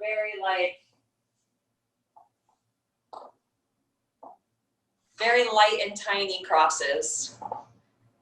I think that's a great tip too, because some girls are like, how do I do the walk? How do I, the bikini walk is always a topic of conversation. I feel like, especially like our fellow judges are always like, what are they doing? Sometimes people do have some crazy, very exaggerated walks. And I think what you're doing is really nice. It's very feminine. It doesn't look like you're uncomfortable. It looks very fluid. And I feel like that's the sweet spot. Like you don't have to be overdone or flamboyant or anything, but we want you to look confident and comfortable up there. And I think those little tips like crossing your feet kind of help with that. Well, and we have all the questions for this division, of course. One of the questions we've seen a couple times is, I think for a lot of athletes, bikini transitions are like learning a foreign language. And they're it's very daunting in terms of how to get from that front pose to move the feet to the back pose. So they would like it if you could walk through very slowly how you would basically coach a brand new competitor. How do they transition between those poses? You know what? Yeah, I was going to say, Skylar, I'm going to let that to you. Okay. So normally, let's just say this is your front pose, and we're going to do a simple. So I like to turn this way. So all I like to do is make basically a T. So I always like match my heel with my arch, and I still keep everything nice and tight. And then I'll take a baby step, still make sure my tummy's in, and spin with my feet kind of. From there, and then always keep your glutes up, and then I step. So all my steps are very small and very light. So everything's close together. I'm not stomping. I'm not taking wide steps or anything. And I now want to see, how do you get out of the back pose to turn back around without dropping your glutes? So what's going through your mind? Yeah. From the back to the side to turn back to the front without dropping your glutes. And this is why everybody's back hurts the next day. Oh my God, yes. So we want to keep that nice up position like we talked about before. And I like to sway a little bit and still keep that form. So my booty is still up, my back is still arched. I'll take a tiny step forward. You can see that my glutes are still up, my form is still good. Into that transition pose, my glutes are still up, I'm not dropping anything. And then I would just simply step back into my front pose. And I think that's the key for the new competitors watching, is that she's not going just 3 poses. There's multiple little steps in there that are being taken to keep you standing upright, to do those transitions. I think that's what some of the new competitors are really missing. And it makes such a huge difference because you're standing straight up. You're not tilting to one side or the other side. Very up. As far as the walk, and this can be for, Sandy, Becky, it can also be for Skylar, in terms of walking in and out of stage. That walk, obviously we know, I can answer this competitor's question. Yes, it's very important. You're being judged from the second you start walking. But the speed of that walk, should it be slow like they're walking when they walk to the back? Should it be a moderate tempo? How fast should that walk be? Okay, I will tell you that if you're at a show that has like 50 people in your class and you take 1,000 steps to get from that out, the curtain out to the middle, you're going to get a lot of judges upset with you. Yes. Well, because again, I think it's a respect issue. Don't get me wrong. I understand everybody practices a certain way, but when you're starting out, obviously, if you're going to smaller shows, and we do this at our Spectrum shows. We have small shows. Our 1 August show is usually like 100 and some athletes. So I tell the athletes, we're going to give you 25, 30 seconds on stage, because we have a lot of newbies, at that show and stuff. But I say to them, now, when you go to another show that has 300-400, you might only get time to do a front and back.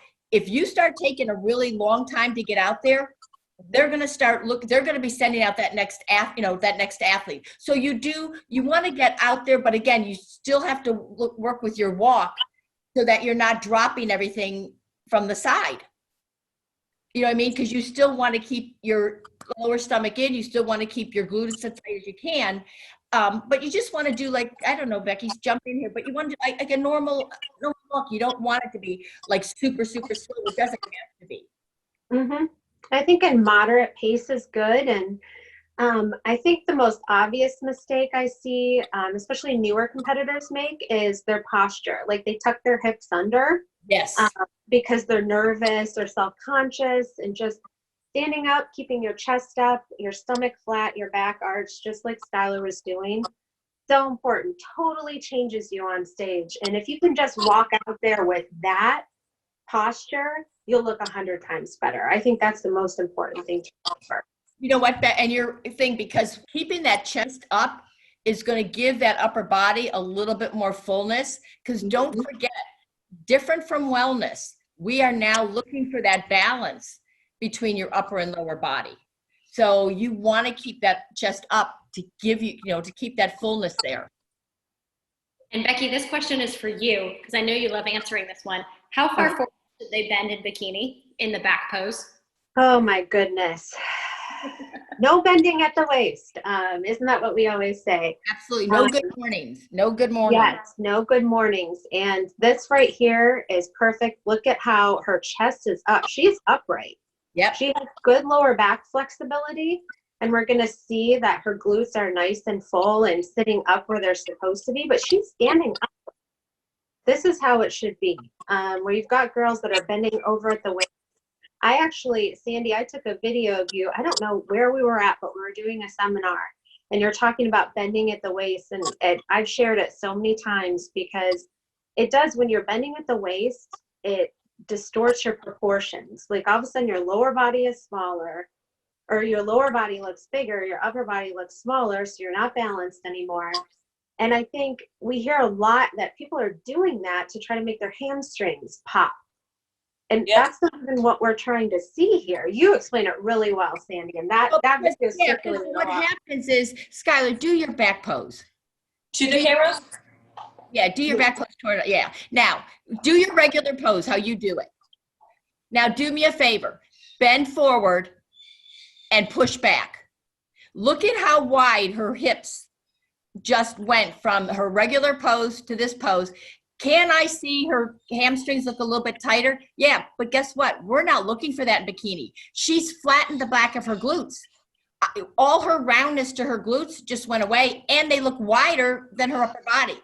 And we see this all the time on stage, even at our bigger shows, and sometimes in the pros.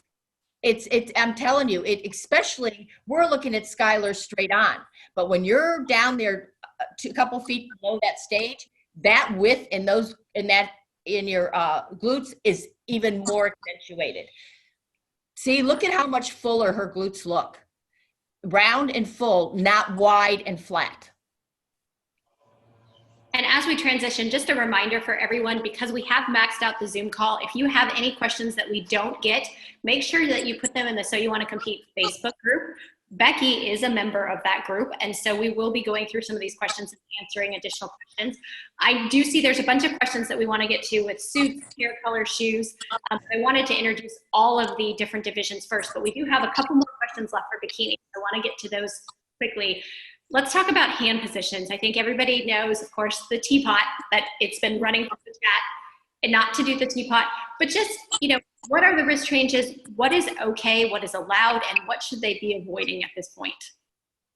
Well, I think the biggest thing is trying not to bend at that elbow with that arm, because Skylar, do it. Because see, again, it distorts just the flow of your lines. Now put your arm back to where it was And if now again, Skylar has nice roundness to her delts, but if you're somebody that needs more delt, if you just turn the wrist out, see, it's going to fill out the delt a little bit more.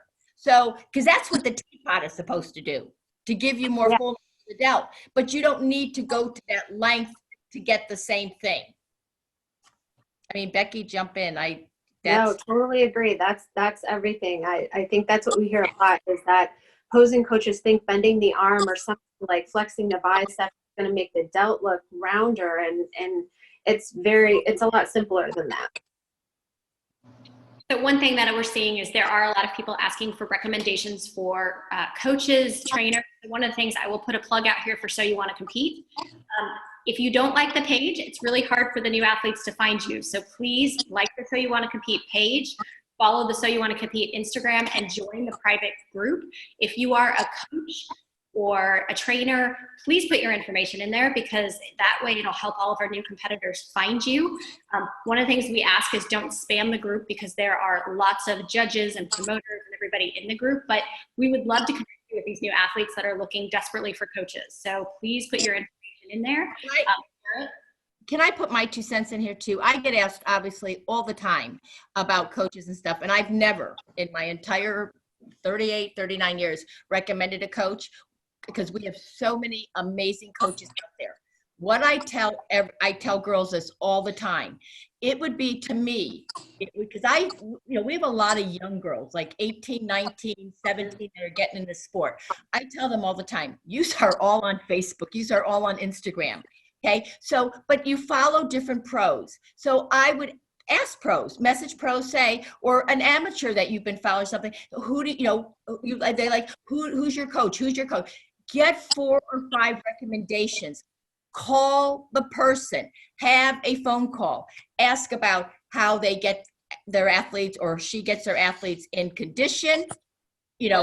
What does peak week look like? Because I will tell you, if you are doing 3 to 4 hours of cardio and you are not drinking water before a show, you need a new coach. And yes, love it. I'm serious. And so, but just like if I would go looking for a doctor, I would talk to 4 or 5 different doctors. You're going to connect with somebody. Yeah. But yes, Skylar, put your 2 cents in, but I think there's so many good coaches. And again, it's, some of it comes down to personality, but you also want to see how they train girls, how they diet girls, get ready for a show and stuff. Like I said, what peak week. I've just heard girls, on so many little calories. And I will tell you, most of the athletes that I talk to at the Olympia level and stuff, I can always tell who good coaches are, because their athletes are not starving. They might not like the food they get to eat. But they're not, but you know what I mean? But you're not in a calorie deficit. Yes, absolutely. To hear girls say, I'm going 48 hours, I haven't had water. I'm sorry, okay? Either you're not ready for a show, 2, you need it. This is, yes. Yeah, you want to keep your body. I mean, again, don't get me wrong. We all do stupid stuff when you decide to do a show and you do it 5 weeks out instead of your 12 or 15. Oh, yeah. But not on a regular basis. No, for me, a big thing was also longevity. And that's what drawn me to Kim so much, is consistently his athletes is what I wanted to look like. And they've been in the game for 4, 5+ years. So I was like, who is competing longevity wise? Because that's what I want. Yep. And like I said, yep. Yeah, I think that's great. I think that's great advice. We do have a few questions that we want to throw out here. One of the things that we really wanted to bring to you with the webinar was to show you all the different divisions. So you could just really see, I think all our athletes that we had today shows the variety within the female athletes, just, from bodybuilding to bikini, how different everything is. I left these questions to the very end because I know Becky well and I know what her answers are going to be to this. And I figured it would be put together. Suit colors. What are your favorite suit colors within the NPC and the IFBB? Sandy, you answer this, because I think I've already answered this. Okay. And again, I always say this because I'm not trying to take anything away from our suit makers, because we are so fortunate to have so many wonderful suit makers and stuff. But I always tell athletes, especially when you're starting out, I think you want more of a contrast with your own skin color on stage, because again, you might end up in a show with 40, 50 girls in your class, and you do want something that's going to give you a little bit of a contrast, because I think when you're first starting out, I think athletes don't realize how hot those lights are and how they're going to wash you out. And so if you have a very pale color suit, again, don't get me wrong, we've had girls got their pro card with the white suit, have won Olympia with the white suit, you know what I mean? But I'm just saying in general, so that you're not buying like 10 suits till you find something that, that you like. Get a dark, whatever color you decide to go with that's good for your coloring. I would at least start with the darker shade of that, the deeper shade color, because for the most part, that will give you a better contrast with your own skin color. Because I think, the same thing with the makeup. I always say, like, especially because I had a seminar last week that we were talking about, like athletes, again, a lot of our athletes aren't working. So money's going to even be tighter.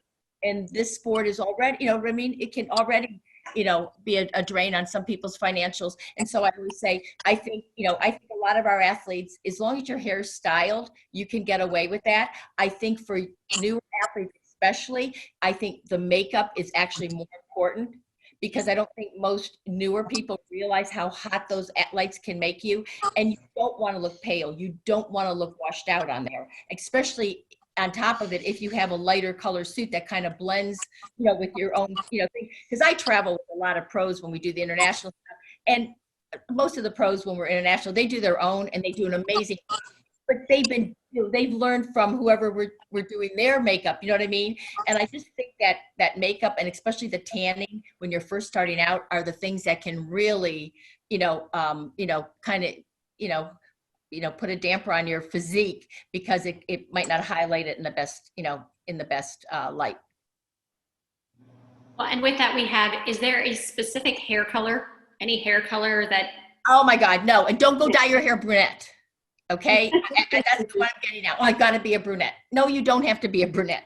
We've had a girl with a shaved head that just got her card at the nationals. I've had blue hair, pink hair. It's got to because just like Becky said earlier, when you walk out and your chest is up and you've got that confidence in yourself, if that's pink hair, if that's blue hair, if that's whatever. I think what happens, I think people are now thinking about everything has to be a contrast. I mean, you do want some, but you can be blonde or blue or pink and still have good makeup that's going to give you that suit color that's going to give you that contrast. Or like I said, no hair that's going to give you a contrast. Hopefully, I keep saying this, and hopefully Candace Lewis Carter doesn't get upset with me. But we did a seminar back in Houston, again, back in January or February. It feels like it was 100 years ago already. But I hadn't seen her, since she stopped, retired from competing. And she has almost like, it's just tiny little hair. She looked amazing. The first thing I said to her, oh my God, why did you not compete with that hair? Everybody said I should have had long. I said, no, it looks, it's all about what looks, I mean, every person at that seminar kept saying to her, oh my God, I love your hair. I love your hair. It just fit her. It seemed like it brought out her personality. And that's really what you want to do as an athlete. That's just totally agree. And actually, someone just asked me that about Tasha Coleman. She's a bikini pro. And they were like, it was her coach. Should she have long hair? Should she have short hair? I'm like, she won a show with her short hair. And she looked gorgeous. She was super confident. I'm like, I would have her do what she feels best in. Like, she's obviously able to win with short hair. So I hope that word gets out to people too, because I get that question a lot. And it's like, you do not have to totally change everything about yourself. I think that is more of a detriment. Yeah, because I think it takes away from that confidence when you walk out on stage. Because like I said, when we just I think I did it when I did a seminar or whatever, interview with Camille and them last couple weeks ago, about the girl that had the shaved head at nationals, and Sarah from, I forget. But anyways, she said, you can hear the audience just like, oh my God, that like everybody was, but she just had so much confidence in where her physique was and herself, as an athlete, that came across, so much. I mean, I've had bleach blonde hair. I've had like a lighter brown hair. I've had black hair. And I mean, this is my natural hair color, and this feels best for me. So I say whatever you feel confident in. And it looks good on you. And today's day, you can't go to a hairdresser. That's really good. Thank you. Well, and of course, you guys mentioned the question. You guys had said, walk out with your chest held high. So of course, the next question is, implants, are they required? Oh, no, I get to answer this one. Okay. No. Okay. Nicole Wilkins won't get upset because she used to say it in a seminar. She won the Olympia with no implants. Okay. I have implants. I love them, but do not get them for competition. Absolutely not. The way we make suits now, the suit makers, you know, when I competed, you didn't have a choice. First of all, it was off the rack, and if you had padding in, you got disqualified. So we've come a long way, girls. But no, you do not need to. Like I said, I'm not taking any away from implants because I have them, I love them, but do not think it's going to make you get place better, because that is in all my almost 40 years now, I will tell you, I can tell you the athletes that I placed down because their implants did not fit their body. I'm seriously, I have never, and other judges can tell you different, but I have never in my life placed somebody down because they did not have implants. And that includes bikini. Mm-hmm. Hi, Sandy. So can you tell them how to, because for me, I don't have implants. I have raisins when I compete because that's the first thing that goes is, you know, the fat in your That's being a woman. So yeah, so I call mine raisins, but you know, just make sure you know you get like the suits with the inserts, so you can go to Victoria's Secret, Walmart, and just put the inserts in it, and you're good to go. They will never know. No, and we don't. That's absolutely, and that's just. I said that to somebody I don't know a couple weeks ago that asked a question. I'm like, you know what?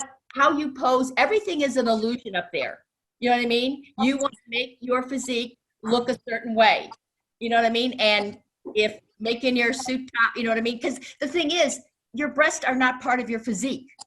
That's why implants aren't banned, because your breasts are not muscle. You know what I mean? But what happens is you get your breasts a little bit too big, or you come, you know, into the sport and you already have big implants. It makes that upper chest look very, very concave and flat, you know, I mean, empty up there. So like I said, that I have seen more hurt girls. Like I said, I have never put anybody down because, you know, they didn't have implants. So let's talk shoes. Shoes. I know we've talked before. We talked about shoes. Yeah, you don't want my comment on this one because I used to do my seminars out here. I'm telling you, and again, I know nobody's going to do this, and I know other judges are, but you could put black heels on from Payless shoes, and it's not going to affect where you're going to place. I understand the clear heels kind of doesn't, like, you know, like it blends with the rest of your leg and stuff. But I will tell you, now that I'm judging international, I've been saying this for years, we're seeing gold, silver shoes, colored in Brazil. Especially around it. Yes, that's what I'm saying. And it does not affect, I'm telling you, everybody's physique, especially like when you get like to the Arnolds and the Olympia, those athletes, their physiques are just like so freaking amazing. You're trying to find, like, I never get down to anybody's ankles. I got news for everybody. I mean, Becky, you can tell me what you think, but I do. I have people saying I need more bling in my shoes, less. I didn't even know we were putting bling in the shoes. Who the hell came up with bling in the shoe? I'm sorry. That's the part that gets me. Like, girls are paying extra to get all these rhinestones and things. Yeah. Oh my goodness, save the money. Yes, save the money. Yes, definitely, yes. When I went and competed in Spain after doing the Arnold and winning at Team U, and we had to have black shoes, a black bikini. Oh, that's yeah. Like it was totally your physique because everything else was black. There was no bling, nothing allowed. So it has come a long way. One thing before you move on. Yeah. Stop worrying so much about how the shoes look. You better be able to walk in the shoes. So Oh, you better practice. Yes. You know what? That is absolutely. Because we have a lot of girls that will wear like, they'll, because they have a disability or something, they will wear a wedge and stuff. I will tell you, I never say anything. I'll ask judges afterwards. 9 out of 10 judges never even noticed that they had a wedge on. But it's how you walk. You're absolutely right. It's how you walk in it. Especially on the build stages, because those platforms now are not always as steady, even when you go, from one venue to the other, because they're just put together by a third party. You know what I mean? Yes. So you want to, anything you want to feel comfortable. Another question that we're getting is, obviously there's no shows right now at this moment, but with the athletes watching, they're trying to figure out how far out are the pros. So looking at you guys, because you guys each have your own division, how far out from a show would you say you are? A lot of our new competitors are looking at you thinking you're stage ready or you're very close. So they're really curious as to how much leaner would you need to be? How much time would you need to have to actually step on stage? So if we want to start all the way back at bodybuilding. 12 weeks, at least. Okay. You guys can just chime in. You don't have to wait for me to call on you. Oh, okay. I'll go ahead. Oh, okay. No, you go. I'm done. Retired. I am retired. Officially retired. Yeah, but you look like you're almost ready to get on stage there, I honey. know, you look great. No, retired. So, but I try to keep in shape, right? Because at the end of the day, this is all about health. So when I'm done, I still want to look as if I work out. So that's important to me. Yeah, absolutely. No, absolutely. Well, you know what? And that is the main thing. This is all about you. You know what I mean? Like keeping yourself. That's why this is not a 12-week sport or a 16-week sport. We have so many athletes that I do seminars with and stuff, and and they look amazing all year round. It has nothing to do with the sport. It has to do with them as an individual. Absolutely. Elle, how far out would you be? I have no plans to get on stage in the near future. So months, maybe at the end of the year, possibly. But I'm like months out from anything. Like, you look fabulous. Thanks. And all the athletes are amazing that you had today. Thank you. Thank you, Sandy. Miss Julie, how far out would you be? I have a competition in 12 weeks. I'll be there. I want to be there. I'm very excited. I'm just waiting. Which show is that? I saw that I have Jay Cutler in Las Vegas in 12 weeks. I was very excited about. I texted Ryan, my coach, and I told him I want to be there. I make him crazy sometimes. And he said, "No, Judy, you need to wait." But I will be there in Olympia because it's one dream for me. And I'm working out every day. I'm doing my prep, and I'm very happy because I know that will happen. We know that in Monday, we know about Olympia, but I believe that will happen and I will be there. Yes. So 12 weeks, if I have before Olympia, I would like to compete, Yeah. But we don't know yet, but I really want. I know, we're all waiting. And Skylar, how far out would you be? Hopefully 8 and 9 weeks. I'm hoping. We'll see. I know the Chicago Pro is supposed to be the first weekend in July, and then I would like to compete in one of the 3 shows that's happening the following weekend, but I don't know because. Well, no, and that's the issue right now. Even, obviously, because, my husband promotes too. And that is the problem. We're all in the same boat together.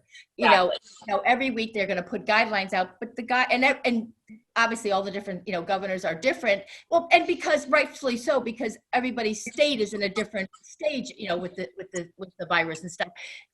But the guidelines still don't give us anything specific. And that's the issue that we're all dealing with. You know what I mean? But I say this all the time. I know, my husband talks to other promoters, and from a promoter standpoint, we're already looking though at like plan A, plan B, plan C, so, if we're only allowed these many people, or if we're only allowed this much in a crowd, you know what I mean? So yeah, promoters are really, I mean, we want to have that first show, and so looking at many different ways on how, once we get the word that we're allowed to have it, because even now I'm finding out from some states, even though they're starting to lessen some of the, the promoters are having problems because the venue might not be opening, yes. Yep.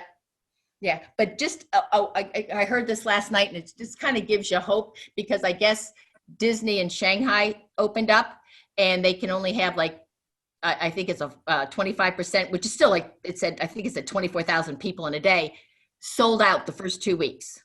Wow. Yeah. So which shows that people want to get back, no matter what country they're in, they want to get back to living. You know what I mean? Absolutely. And we're just going to have to be, we're going to have to be careful. We're going to have to be a lot more, and promoters we've already looked at guidelines about sanitation stations, how to do check-ins and stuff. So, you know what I mean? So things will be a little bit different, when you get to the show, but there'll be a lot more with that, trying to space the athletes out a little bit more, that type of thing. So everybody's obviously health and safety has got to come, come first. It's so weird not seeing like your friends and family with competing all the time. Like we're all such a tight knit community, and it's just very weird not like seeing each other almost every weekend, hugging and all that stuff. So I miss that too. Oh, absolutely. Yeah, absolutely. I think we all do, for sure. Mm-hmm. But I can say that with this today, I forgot about everything else that was going on outside. Yeah. Me. That's how I feel. I felt like we're in this little bubble, and it feels good to connect with other people. You know what? It does. And everybody knows. I mean, for 30 years, I wouldn't let JM post a picture of me. And, obviously I like to learn. So like when this happened, it was like, okay, I'm kind of helping oversee Texas. So it's like, I have to learn Instagram. I have to, and stuff. But it's, it's actually been a really nice way to really connect, with people, and to give everybody motivation, and just to make them feel like we're all on the same page. We're all, working toward the same goals and stuff. Let's go. That's a great transition. And let's transition right into the bikini giveaway. And then we have one last question that I think, we'd like to get some insight. Maybe the athletes can give it. And I know we definitely want some insight from Sandy and Becky. So Victoria, you want to give away that last one? Definitely. Thank you, Corey. Well, first of all, I want to say thank you to Sandy and Becky.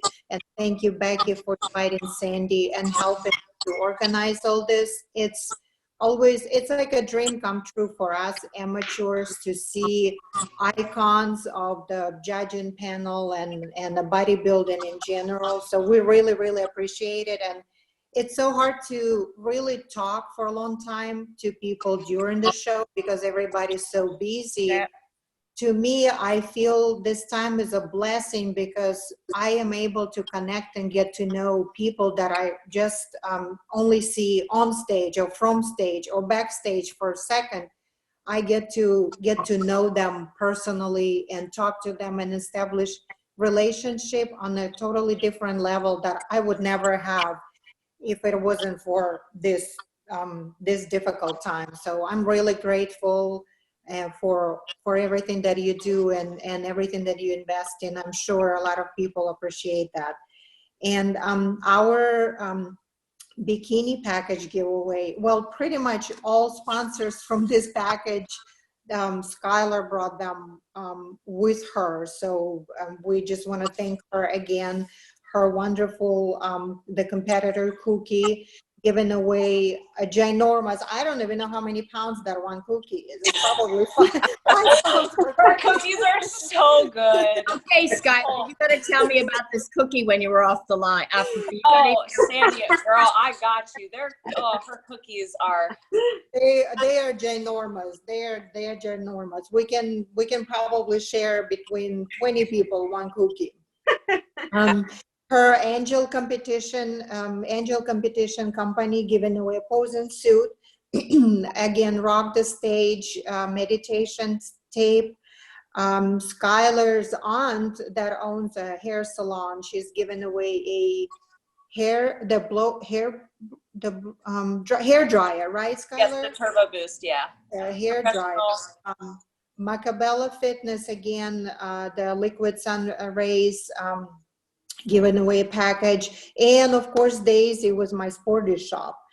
I don't think I forgot anything, but amazing. Just huge thank you to all the sponsors. And if you guys have a chance, if you can find them on social media, if you can just tell them thank you, if you could just follow them and just show them appreciation for everything that they're doing, because even in this time when businesses are closed, they're giving every single week, supporting us. So just send them thank you note or something, just to show them we really appreciate it, because everything is volunteered. They're volunteering their time, volunteering their product, and they're shipping everything. So we're just really grateful for everything that they do. And Miss Skylar, if you could announce our winner for us. Oh, okay. Pick a number between 1 and 89. 1 and 89. Okay. I'm going to go with lucky number 47. Okay. I think the countdown music, right? That would be so cool. We need countdown music. Ashley Macy. Oh, congratulations. So Ashley Macy was the last package that we have today. Those packages were amazing. Yeah. Victoria has done an amazing job of pulling together all these sponsors and getting everything put together and all of that cool stuff. So we have a makeup artist, and I know that they're one of the giveaways is from Beauty Gallery.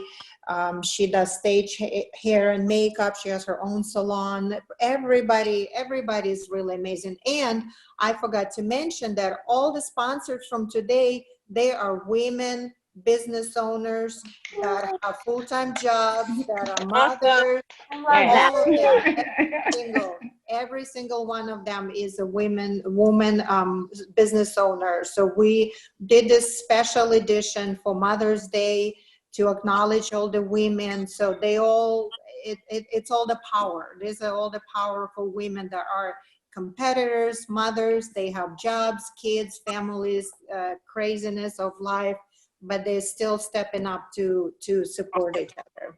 Oh, I say that all the time. The women athletes in the sport, never cease to amaze me. Absolutely.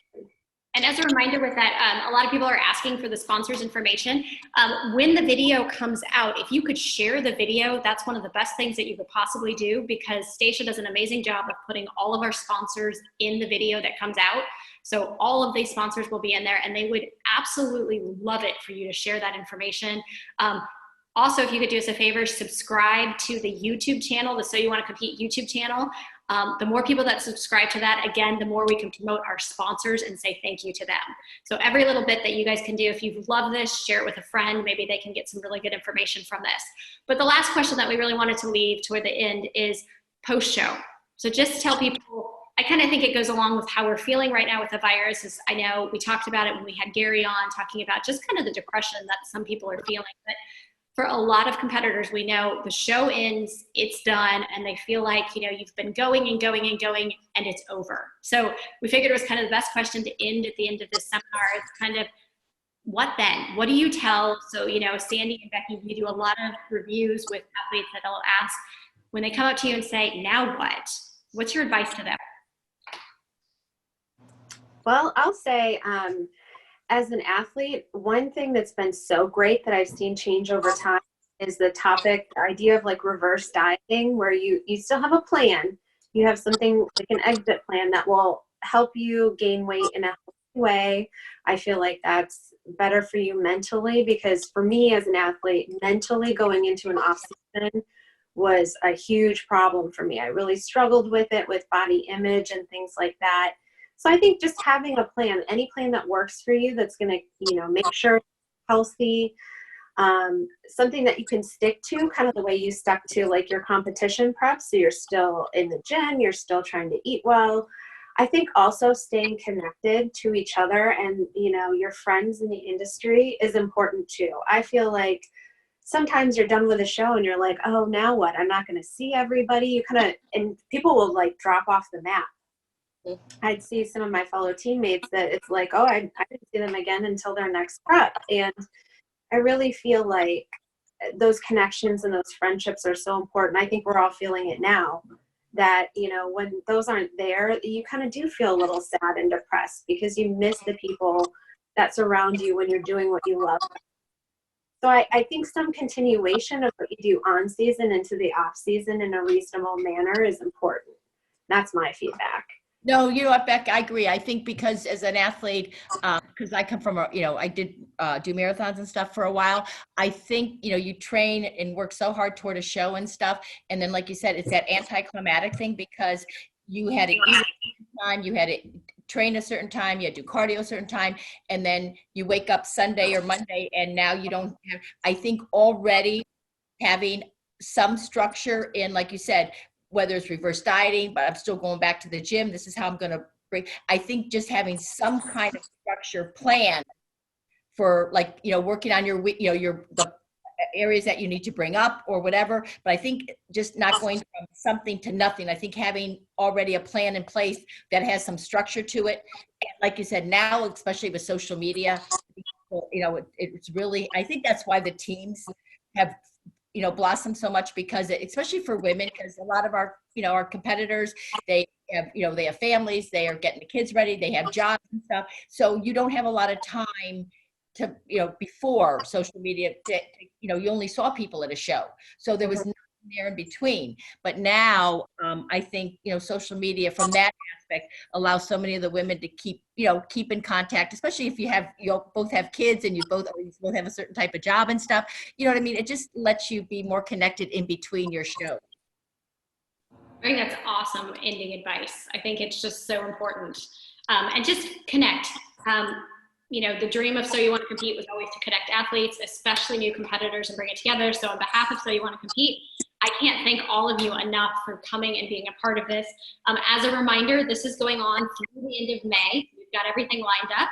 I'm going to turn it over to Stacia, and she's going to announce what our lineup is for coming again. But Sandy and Becky, thank you so much. We very much appreciate you coming and bringing your. Thank you. No, thank you for having me. Actually, Victoria has something to say. I totally forgot to announce that. I'm so sorry. I think I just got so excited. In bikini package, I totally forgot to include the posing session 101 with Skylar. Oh, that's right. 1 hour of posing that's session. Right. I totally forgot. I saw her posing and I was like, oh, I can't wait for someone to get her posing session. So whoever won, and it's Ashley, in her package, we have a 101 free posing session with Skylar. She's a posing coach. So if anyone needs a posing coach, now you know what the standards are for bikini, directly from the head judge and from Olympian judge and from Arnold judge. So you already know the standards. So you can use Skylar as a posing coach and just enjoy this package. Skylar, I'm so sorry. I totally forgot too. I was so into it. I was like, yeah, who's gonna win? I totally. So this is little cherry on top of our cake. Still gonna get you that shirt that says that. We're deciding what this entire process. Everybody has their phrases that they say. I'm sure each of you ladies do too. We're gonna end up this entire process with the shirts with our favorite saying on them. Corey's is fabulous. Mine is all the things. Victoria's got cherry on cake. So we have fun with those. So yes, thank you ladies so much for joining us. Thank you for everybody who's been able to join us. We maxed out Zoom for the entire time. People were trying to jump in and join us. I believe next weekend we have Train the Trainers with Gary. And I think on the 23rd, we're following that up with what the judges are looking for with having Gary and Sandy back. So, oh, that's going to be a good one. So thank you guys so much. We're going to wrap this up. I'm going to spend the next several hours putting this all together for YouTube so that we can do all the things that way. But if you have questions that didn't get answered, make sure you post them to the Facebook group, because that's where everybody can join in and answer. And see, Becky, there's Becky's little guy. Oh, I want to see. There, everybody got a puppy picture today. All Look right. at that bone. Yay.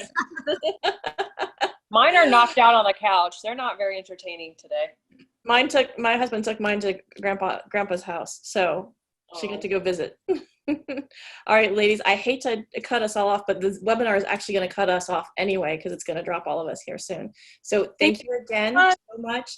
Enjoy the rest of your day. Hopefully you are not freezing in Virginia like some of us are. Freezing in Maryland. It's so cool there too. Happy Mother's Day to all of you. Happy Mother's Day. Happy Mother's Day Mother's to everybody. Happy Mother's Day. Thank you. Bye, guys. Bye. Bye, attendees too. Bye. Bye.